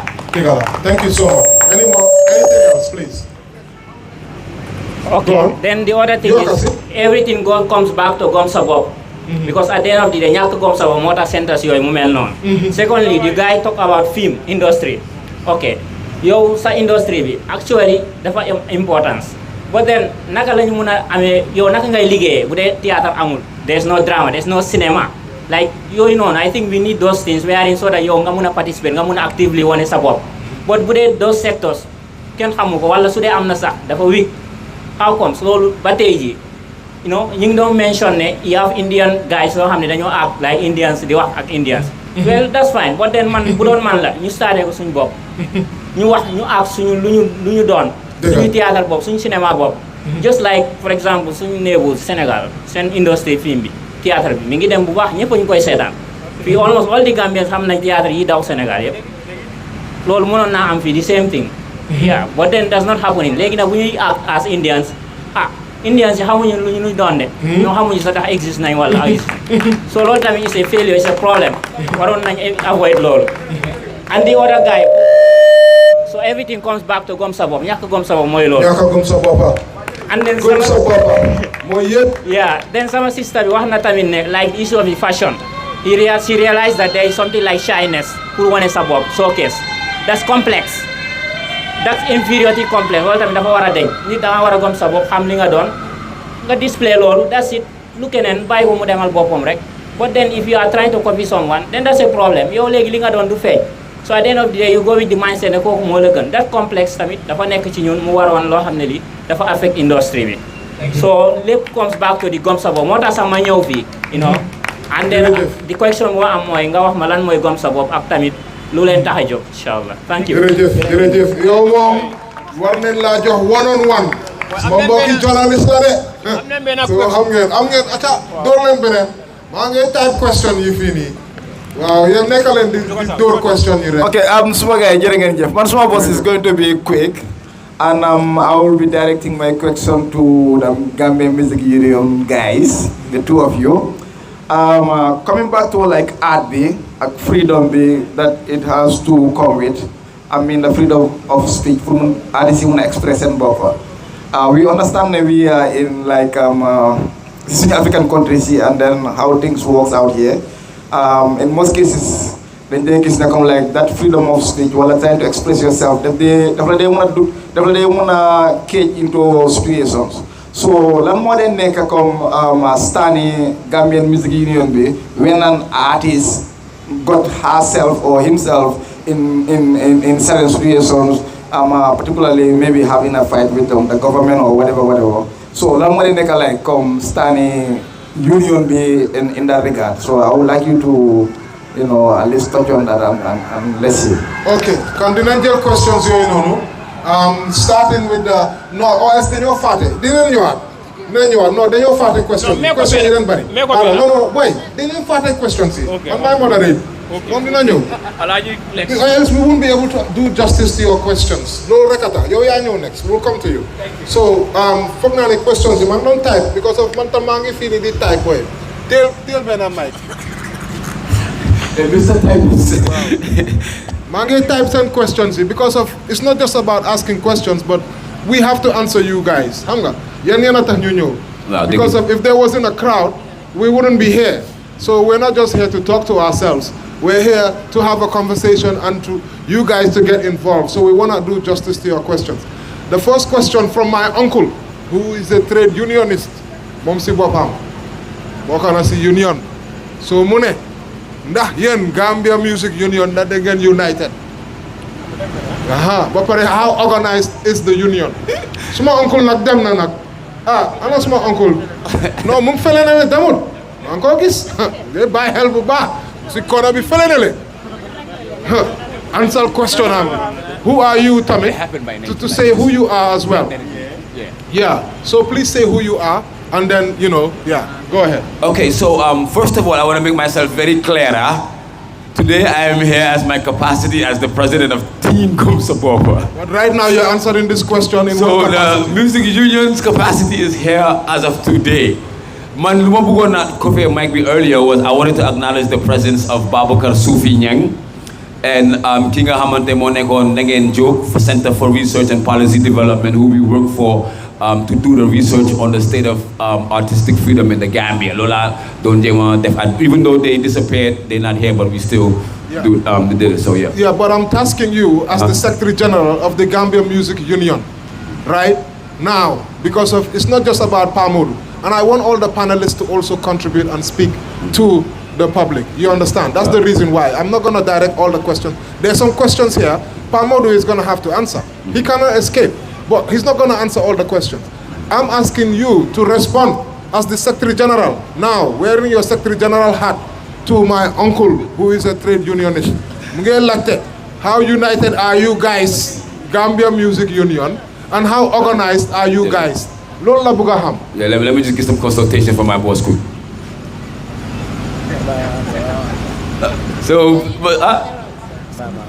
So, small boss, we won't answer. Since it's the music union, I think he can dwell more onto it.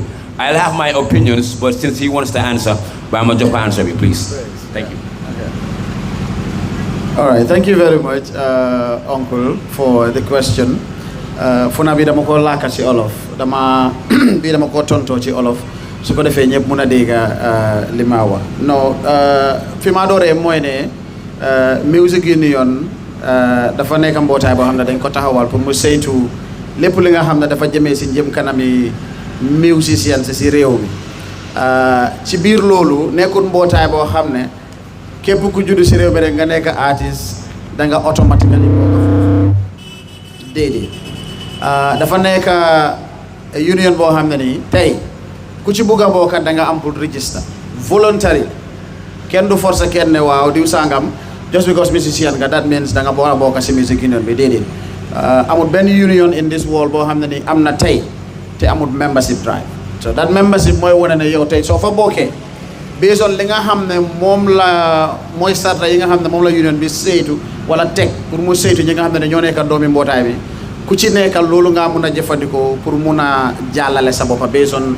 lu ñoo def number one pour nga bokk ci il faut nga register parce que ñun dañ am suñ loi yuñ teg di constitution bi mooy wane ne diw sàngam mun naa nekk tey président union constitution bi mooy wane ne soo nekkee président tamit nangami at nga fa mun a am wala ñaangami fan nga fa mun a am ba balaa ñuy mun a demaat woote ji def elections pour keneen mu nekk fa now soo xoolee loolu la anglais de ooyee dafa am that democratisation process moo nekk ne nekkul ne forcé la pour ne tey musiciens yi nekk si Gambie bi yëpp dañ bokka déedéet when it comes to question bi sama mooy ndax musician union am nañ unity man damaa ne waaw am nañ unity li tax ma ne dañoo am unity mooy tey soo xoolee ñi nga xam ne tey ñoom ñoo register am full membership si musicians union of the Gambia mun naa koo compter man Pamuru benn te ñi nga xam ne ñoom ñoo register with the union tey amul dara li nga xam ne tey ñu ngeen def si music union bi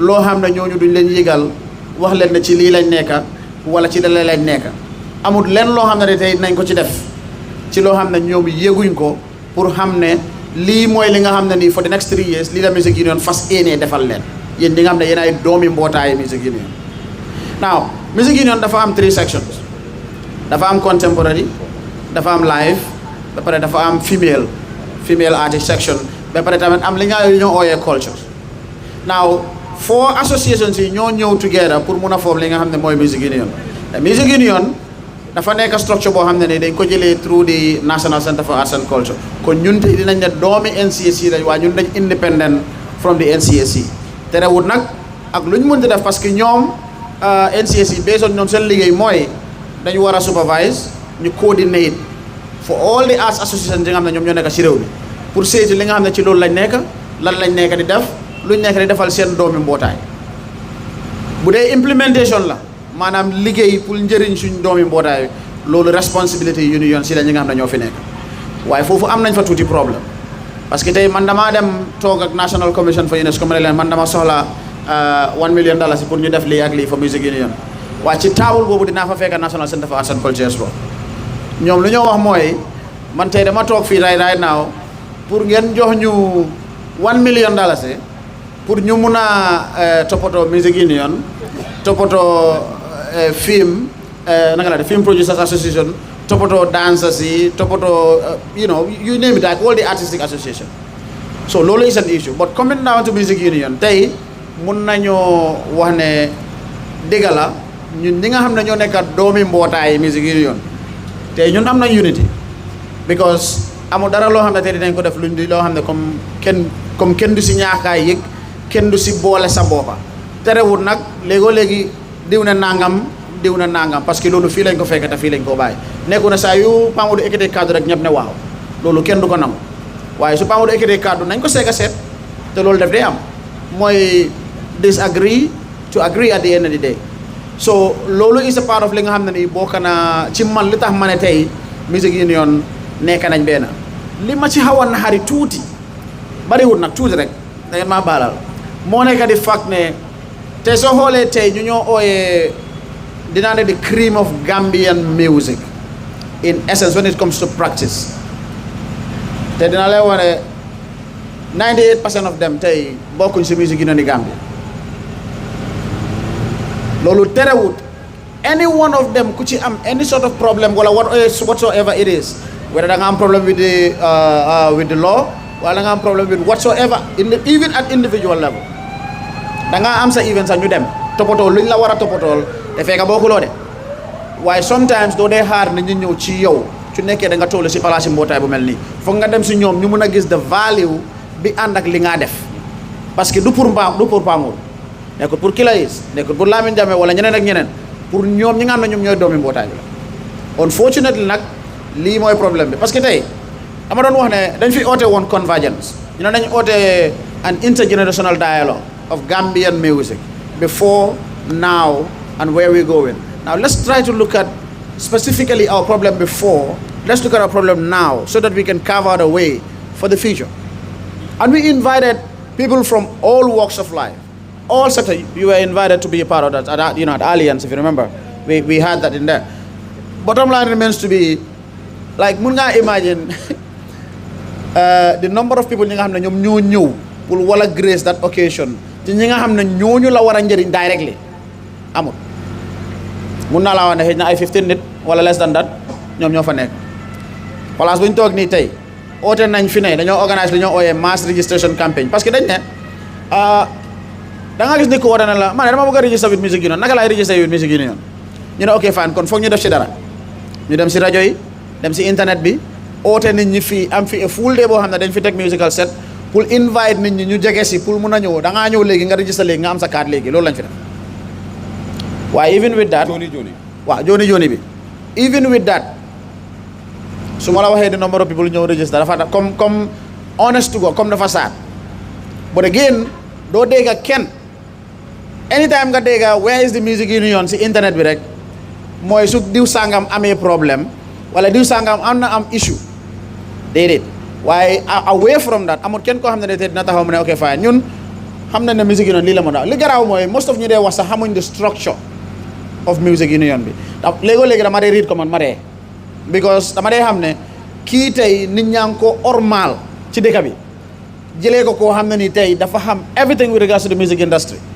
te xamul sax the structure of the music union dafa taxaw si internet bi wax lu ko ne bindal lu ko ne nit ñu ñëw jàmm ko si kaw loolu te fekk lu ma wax sax du dëgg soo moo tax soo bàyyi xel hardly nga dégg anyone from the music union mu taxaw wax ne nangam déedéet parce que ñun jëluñ ñu teg ñu si place boobu noonu pour ñu taxaw fa di fa wax liñ ñu jox mooy dem leen ngeen liggéey suñu liggéeyee after 3 years ñu ñëw toog ne leen lii ak lii won leen ne lii ak lii moo fa nekkoon lii lañ def nangami xaalis moo fa nekk comme nu ko daat bi waxee ñun buñ doon ñëw mu ngi wax oncle Solomelo nekkut Soul Capital déedéet beneen sool bi la Solomelo ku moom Solomelo Bakaw kooku mooy the first person kooku mooy the first president of the music union of the Gambia exactly waaw dafa am solo trop pour ñu la parce que bokk na si ñi nga xam ne ni wax dëgg neex yàlla based on structure bi nga xam ne ñun moom lañ fekk te xam ko ñoo njëkkaa taxaw pour taxawal music union Gambia tey kon ñooñu tey dafa jar si lu ñoo def ñu comme ñu ormal leen si but bottom line remains to be man li ma nekk di wax rek mooy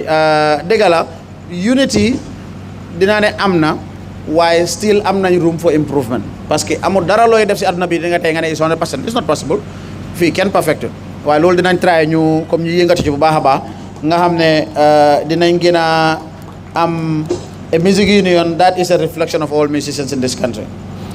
Let me go. Can I go to the second question? Please, go ahead. All right. So the second question is, how does the music union support individual artists to reach higher heights? Moi, suma brother bijoge Nigeria. So let me answer this in English quickly. Now, the music union is like everybody say, like it's a trade union, and we're basically looking at how we can support our membership. All right. In essence, that is our primary responsibility. Notwithstanding, we try to go way off and beyond our responsibility to do what we feel we can do to support. We don't wait for Muhammad to come to us or to the mountain, but we make sure we go. Now, with your question, primarily for us, what I would always recommend, because we have registration for Gambians and non-Gambians to be a part of the music union. And based on that, once you do, then we are able to provide some service when it comes to what we do at our level. Now, one of those, and my boss would always want to say is, we make sure that we protect you in your art. We make sure that we give you an opportunity to have that free will to express yourself in the best way that you can. But again, within the confines of free expression and again, responsibly. Because again, we have people that have done certain stuff and it comes back to haunt them. And at some point we had to go all the way to make sure we support them. And I could give you names, of individual artists today that we have supported in one way or the other, based on things that, to be honest, if I did not tell you that we have done this as a union, there is no way that you can know this. It's not possible. We have stood for people when it comes to legal terms. When they have problem with the law, we are there. But we don't write it on our social media. We don't have press conference to talk about it. No. You review? No, I'm sorry. I would not be able to. We settle disputes? Yeah, we settle disputes as well. We have had big promoters that have coincided dates with Gambian artists that will definitely affect their events. We go in there, we discuss, we have bilaterals, and make sure we have a win-win situation out of those whole situations. And this is not just once, it's not two, it's not three. So all these are things that we can do. There are other, would I say, ways to support, because a lot of people when you say support, they're talking about finances and stuff like that. And no, we don't really have money. We don't really have physical cash to give. Sorry? You buy tickets from artists? No, we don't buy tickets from artists. We have never done that for any artist as far as I'm concerned. And realistically, I don't think we will do that for any artist, because for me, our expectation is we should in fact be invited to your event. We have always, I remember, like, we supported artists from the conceptualizing of their concerts to the implementation, like the pre, the post, everything. We have been a part of it to make sure that we support them, and this cuts across. Now, for us, that is the best of what we can do. We cannot go beyond that. We try to look at policies. There are policies that we have today that are lying down there. But again, you realize that even those policies, again, a lot of people will say, like, we have, let's say, for the endowment fund, like, funds should be able to be collected and be given to artists for them to implement one or two stuff and all of that. Now, you cannot do that without a regulation, because you need to know how do you give that out, who do you give it to, and what are the situations around it that needs to be looked at the people that are giving it out, but also from the artist level to what needs to happen. Now, all of this stuff are things that needs to be in place. But again, and just like the rest of my colleagues would say, we still have gaps. And those gaps, we will try to fill them. Of course, over time, we will definitely try to dwell on them as we move. But definitely, at the music union level, we are trying. It's not an easy task, but we are trying to make sure that everybody that we are working with is able to see themselves in what we do. As the president of the Gambia Music Union, you have one more question, I believe, which is, when artists get into trouble, what I think you kind of mentioned that. You kind of talked about that, right? Yeah. So I basically mentioned that. Yeah, so okay. Is there any other question that you have there? No, those are the three questions that we have. Yeah, those are the three questions. Killer Ace, I think it's important to highlight the gentleman who's talking about support for upcoming artists. Wow. The Cypher has something big in store for you. Yeah. Tell them about what the Cypher can do. Well, yeah. What we can do for you, and you're in the right place. Well, first of all, we don't have money like the music union for Pulmoland, right? But all jokes aside, what we can do is this: provide the platform, right? The platform for you to exploit. Platforms like the Cypher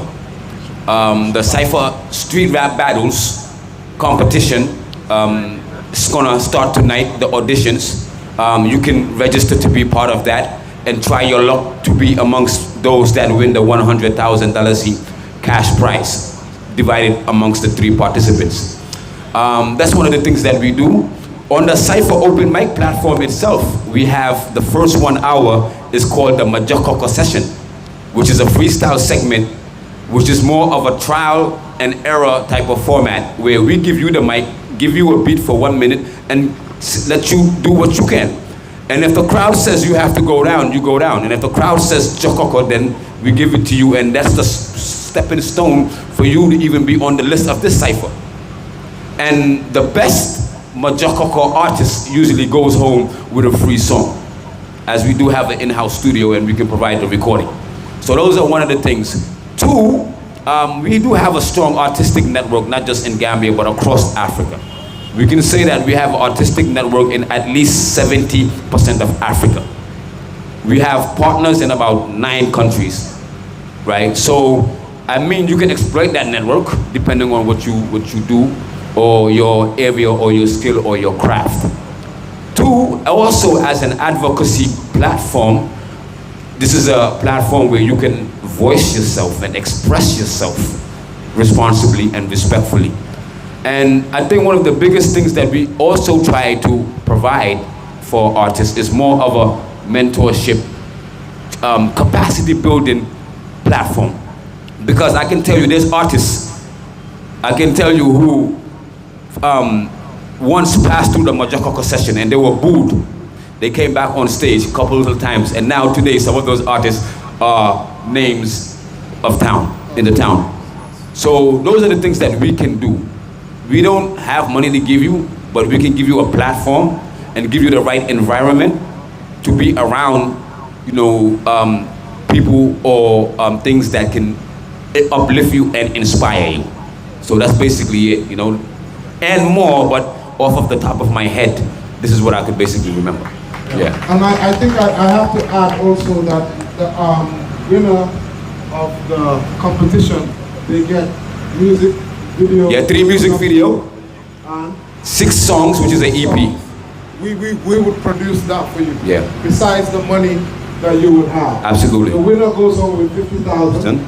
Second goes home with what? 30 and 20 respectively. Respectively. So those are some of the things, if you can take advantage of this and show your talent, and just like we've said, many big artists today, this is where they hone their craft. They came on this stage and they became something big tomorrow. So actually, I think we want to go quickly because we're running out of time. And right after this is actually the cypher. So I know a lot of people have been coming and wondering, is the cypher still going on? The cypher is going on tonight, yes, people. Yes. But the issue about venues is something that I think is very, very important. My brother, Musa, he talked about it. And he also mentioned the fact that, you know, like, is there a theater, you know, for you to do your, for you to be able to, like in the cinema industry, in the filming industry, is there a theater? I want to highlight that as a journalist, I know that in the National Development Plan, the government has come up with plans to put out venues. That was supposed to be in the 2018-2021 National Development Plan, which ended in 2022. They were supposed to have venues across the country, and not just one. A number of venues, off the top of my head, I think it was about 6 or something like that. But how many of them have been built? So, of course, we're not sitting here feeling like we have to wait for the government to be able to do what we have to do. But these are all enabling, you know, tools that if the government comes good in its promise in the National Development Plan, right, definitely would have these venues at reasonable prices. We don't have to go to some of these venues where if you don't pay midnight, you pay kurang. They switch off the light on you. And that's it, your career might be assassinated over one night. But I'd like you to please respond to that gentleman who asked that question about the venue. Yes, as I said, infrastructure is very important as just in our neighborhood. Neighbors here, Senegal, you see the National Theatre, how important it is helping them for sports, the National Arena, you see how important it is helping them. But again, it goes back to our culture. When was the last time QTV used to play film? When was the last time you said, okay, today is Saturday, let me go in my car and go and watch a film, not in my room, but outside with somebody as a date? It's not a very common culture in the Gambia. If you go elsewhere, it's like a weekly thing. Everybody goes to cinema to watch a film. Now, every business, anything you're investing in, you have to look at sustainability. And right now, if we build a cinema, we also have to build the awareness or the culture in the Gambians to appreciate just sitting in a cinema to watch a film. Like sometimes, like myself, I am very, very, I enjoy watching films. Sometimes I'll come with my wife and say, oh, let's watch this film. And 5 minutes into the film, she's on her TikTok. And I'm like, do you know why I chose this film? Or how it's important or something like that? But it's not our culture, kinda, for us to just sit for 2 hours, just watch a screen like that. It's, you know, it's something that we need to grow. We can do it on YouTube, we can do it on TikTok and other things, but yeah, in case something like that comes up, please, it goes back to if there's a demand, there will be a supply. If there's a supply, I'm not sure there will be a demand, but we're hoping. we can work on that demand, all right? So there's a gentleman who had a question, and we're running out of time because, as you can see, time is running, and we really want to make sure that we give you guys the chance to talk and ask your questions before you riot and protest. We know you Gumsa Bopa supporters.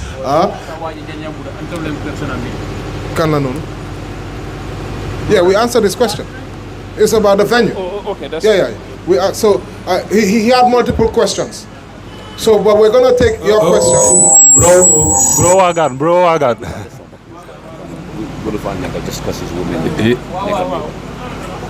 Hello. Mic check. 1, 2, 3. Hello. Yes. Good evening. I have a question Your and a name, contribution. please. Your name, please. Sorry, my name is Tony, DJ Youngblood. DJ Youngblood in the building. Representing the site. Representing. Okay, and we are about to open the new year 2025. You know, with Team Gamsabop. It's gonna be blast. You guys gonna see it. So let's go back to the discussion regarding the union. Are you guys planning to have a award night for your artists?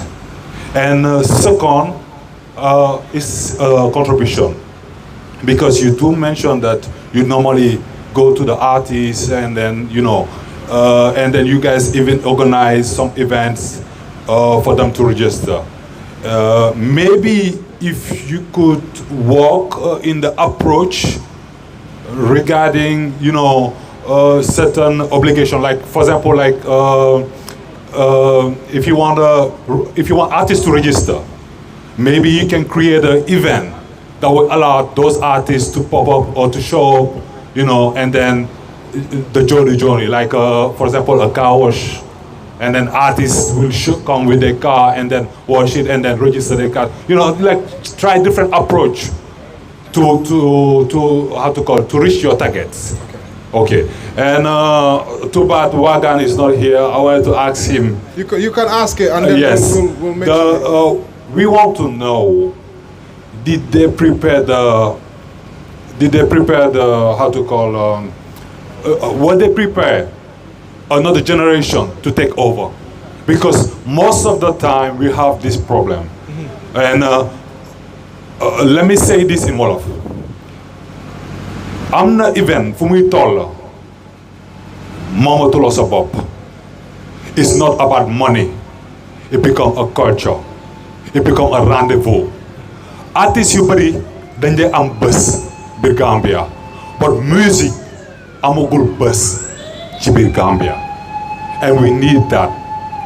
And soo gisee ma wax loolu noonu mooy like dañ ko gis throughout the year artistes dañuy def seen show, macha allah loolu la ñu doon ñaan nga feesal stage, but music mu am bés ñuy woo keneen muy ñëw di ñu gis fii Gambia naka la ñoo développé dinaa ko gis dina ma na sax dina neex. mu ngoog Wagan mu ngee waaw because Wagan mu ngee dugga si. waaw because dina ma neex la se mu tontu ñu ndax ñoom because am nga live day dem tey jii dara nga nekk ci ba after doo si gis sa bopp wala nga nekk ci ba nga bëgg ko ba nga jox ko lépp ba nga xamante ne feel nga like mënatuloo ko jox moo waaye boobu dina neex su fekkee ne préparé nga legacy bi ay nit yu nekk sa tànk mën a toppaloo because bagage su demee ba dox nit yi di si gis sa bopp ay junni nit di si fil seen bopp moomatuloo sa bopp.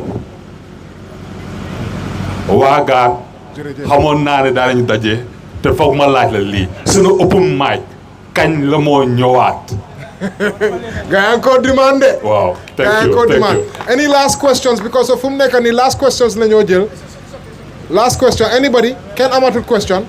Okay, time ngeen dem so then buga dem si thank you Youngblood. Tatu leen suñu DJ mooy suñu DJ bi dama laaxoon noonu nii rek et suma gars yi toog fële na leen doon mbaala ngeen ñëw ngeen toog si toogu bi rafetal affaire si ngeen jógee si ron guy go Saifa baa ngay ñëw very soon Saifa baa ngay ñëw ñëw toog si toogu yi mu rafet mu lay si problème nu mu gën a aaree rek toogu yi feesoon ngeen feesal ko ba pare di leen wane jigéen ñi ñu ngi fële si gannaaw ñu ngi jaay juice wonjo ak bagage yu seef yi ak ay snacks yu neex tamit ngeen support sisters yi yeah man respect. So dégg ngeen question bi foog naa ne dinañ dem si Wagan nañ dem si Wagan so question bu ñu doon laajte mooy nit yi encore demand open mic ñu ne dafa am stage fu mu dee dem dafa mel ni like open mic nekkatul mbir yëfi xaalis. waaw xam nga booy kenn legacy la gaay bugg a gis. I know ba pare maybe is there a possibility naka lañ ko mun a revive pass it on to the next generation. Wagan open mic man dama si war a yokk suma baat dafa war a ñëw waaw boy yow ma ñëw waaw xam nga ok kenn bëggut a jur sa doom tam dem bek sa doom dee sa loxo waaw kenn you know you want to build soo demee ba billionaire yi xam nga I mean and I think if history is to be fair su ñoo binda the history of Gambian music I want to believe Black Links will get a little mention even if it's just one line one line you know wow why leena tamit okay about legacy one thing I also realized while I was in the music business most of the people who used to come around were not really passionate about music they were in it more for the hype foog naa ñu bari realize uñ ne yëf yi liggéey la waaw okay take for example let's say during open mic rehearsal come a lot of people bala open mic di jot or you know even from TV or radio you know suñ ñëwee di ma wax dama bëgg a dugg ci music bi ay yooyu most of ñoom liñ dee am in mind is actually dañ bëgg a dem hang out with artists it's not that dañ bëgg a ñëw pour liggéey de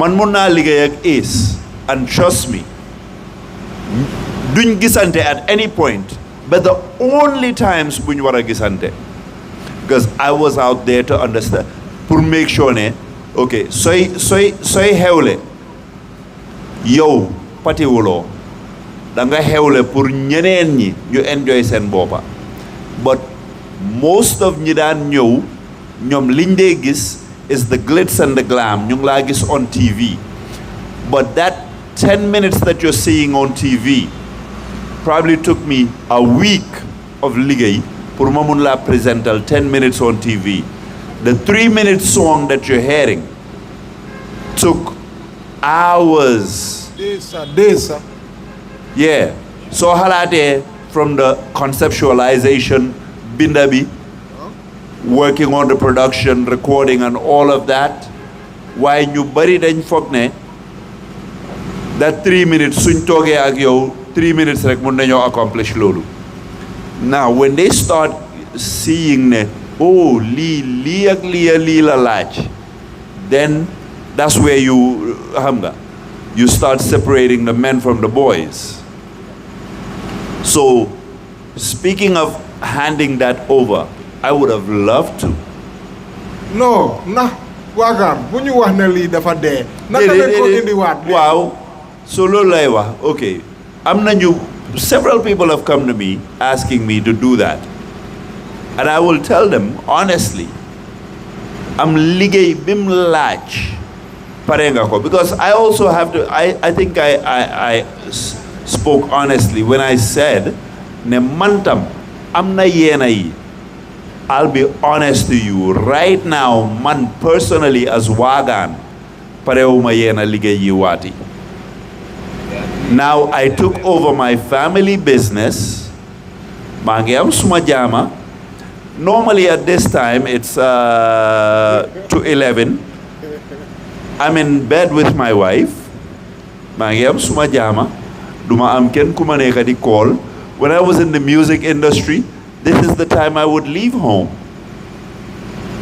you know I mean suma doom yi mag nañ léegi but suma demee kër I'll probably all of us will now we get to watch movies as family and I'll be honest I don't want to sacrifice that again I don't want to lose that time you know the time that I've gotten to spend with my kids in the past 5 years parewuma ko lose ati waaw xaalis bi ak leneen li dem na waaye am naa leneen lu ko mën a replace now the legacy I would love to see that but passion pour def liggéey bi mu laaj I'm not saying amut but man personally nit kooku ñëwut si man pour ñu liggéey pour to make pour defaat lii li mu war a ne yeah I hope that's fair enough. jërëjëf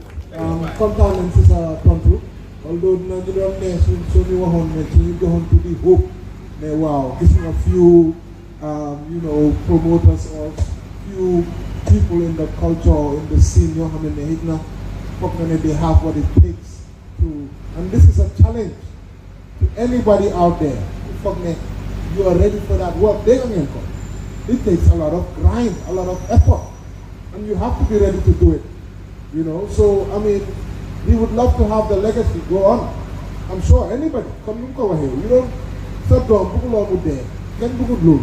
Everybody would want to see open mic continue, and I'm sure you more than anybody would want to see the open mic continue. But are there people out there who are ready? And the one thing I love about the open mic, and the main reason I love about the open mic, the sense of Gambianism, and it's a fact. The Gambian music sector, December time, is now taking over. But open mic was that flag. Mohammed Gambia flag when you go for Sampa. December, you know, open mic. Anybody should have nehesa. So on that day, not the other show that the open mic that are flop. So, you know, we want that to come back and challenge to all.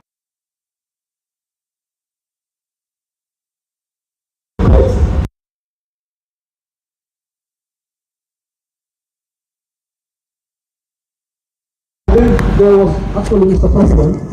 I think there was a question for you. How can you do things differently when it comes to registering vendors? I think that was the question you had, right? Okay. Mr. John, and another one. And the award night, yes, correct. And the award night, what can you do to make sure that the award night happens? If that's one of your plans. You're changing mics. I got you. You're changing mics. Oh, okay. All right, thank you very much. First, I want to appreciate the fact that you're able to, I would say, comment and contribute to ideas as to how, you know, we can possibly use other strategies that could make artists out there to come forward and get registered. I think that is something that is great. At the union level, we are definitely open to ideas because, again, you know, like we don't know it all and we don't have it all. So obviously, getting ideas and opinions from everyone really counts. And this is something that we'll definitely implore and see because, again, the reason why we used that strategy was because we thought it's an opportunity. In fact, the idea was to have it in each of the regions in this country, so that we can have, for example, we have it in here for KMC, then we go to Banjo and have it there, let's say at the Arch, you know, and then we go to Bikama and so on and so forth. But again, just like we've said, it did not actually yield the results that we were envisaging to receive, unfortunately. When it comes to the award night, we know that there have been pockets of awards in this country in terms of music and stuff like that. And I think I've made mention that we want this December coming, 2025. So 2025. 2025. December only one, huh? But anyways, thank you for that icebreaker. I'll call it that way. You know, the idea is, you know, we want to put up the Gambian music, culture, and awards night.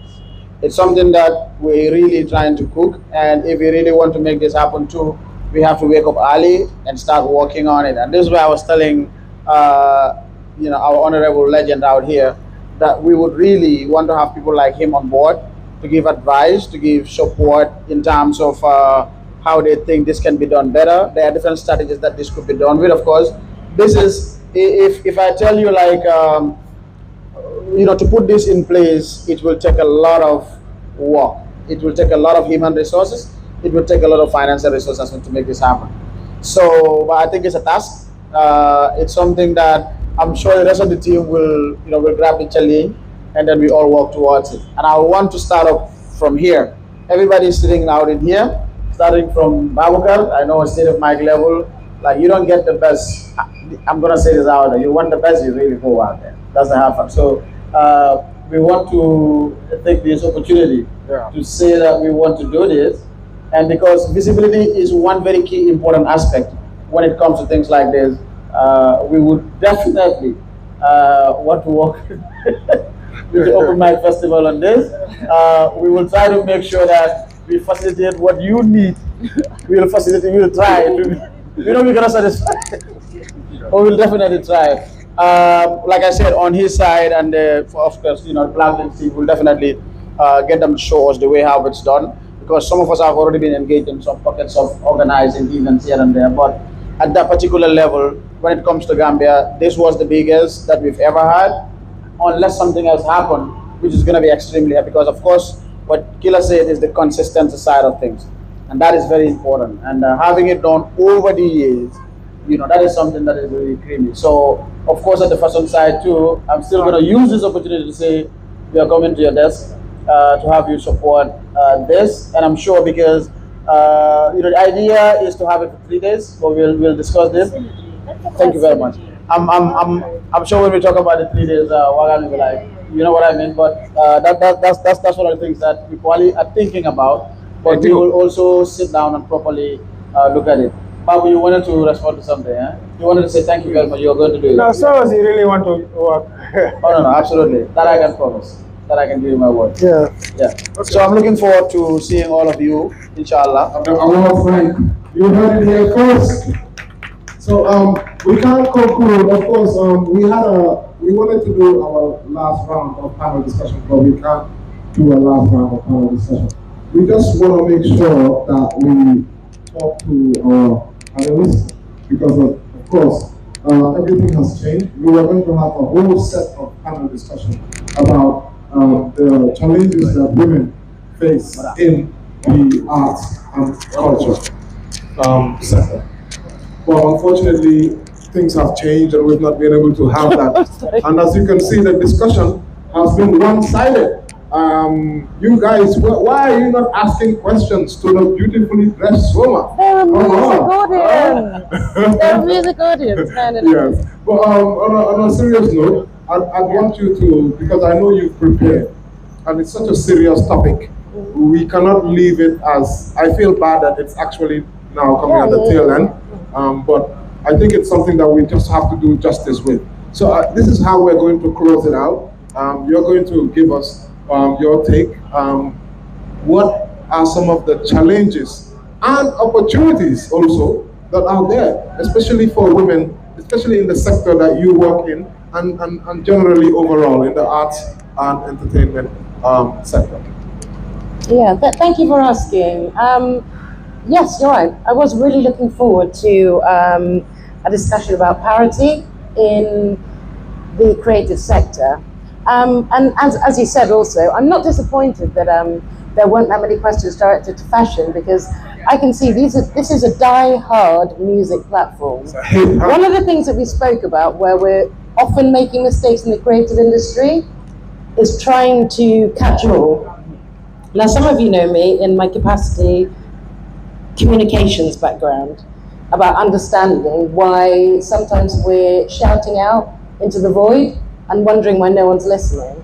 We need to niche down so we add value, so we understand what we're bringing to the table. Like, you were having a discussion about money, and in my mind, money is not the problem. It's a lack of understanding what you can offer to someone to make it an absolute deal breaker. There's things that any single one of us, each and every human being, yala may na kuneka, dara lo hamne, yore kya ko muna am. So many janga pour express lolo one.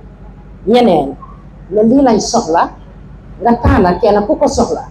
There's no doors you can't kick down. And I think in Gambia, too often, we're trying to be like, Balalma, Neima, Balalma, Mankode Pundikabi, and Balu. Let's stop being paupers and start being the kings and queens that we are. For me, and the fashion industry, it's about expression, as you say, in a different way. I've been fighting for years for us to work more closely with the music industry, not as their side hustle, but to incorporate, because we've had designers who've gone all over the world. Last month, we were offered a trip to Russia.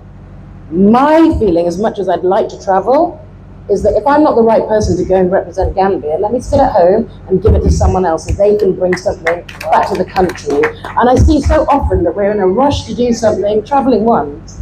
That's not the game.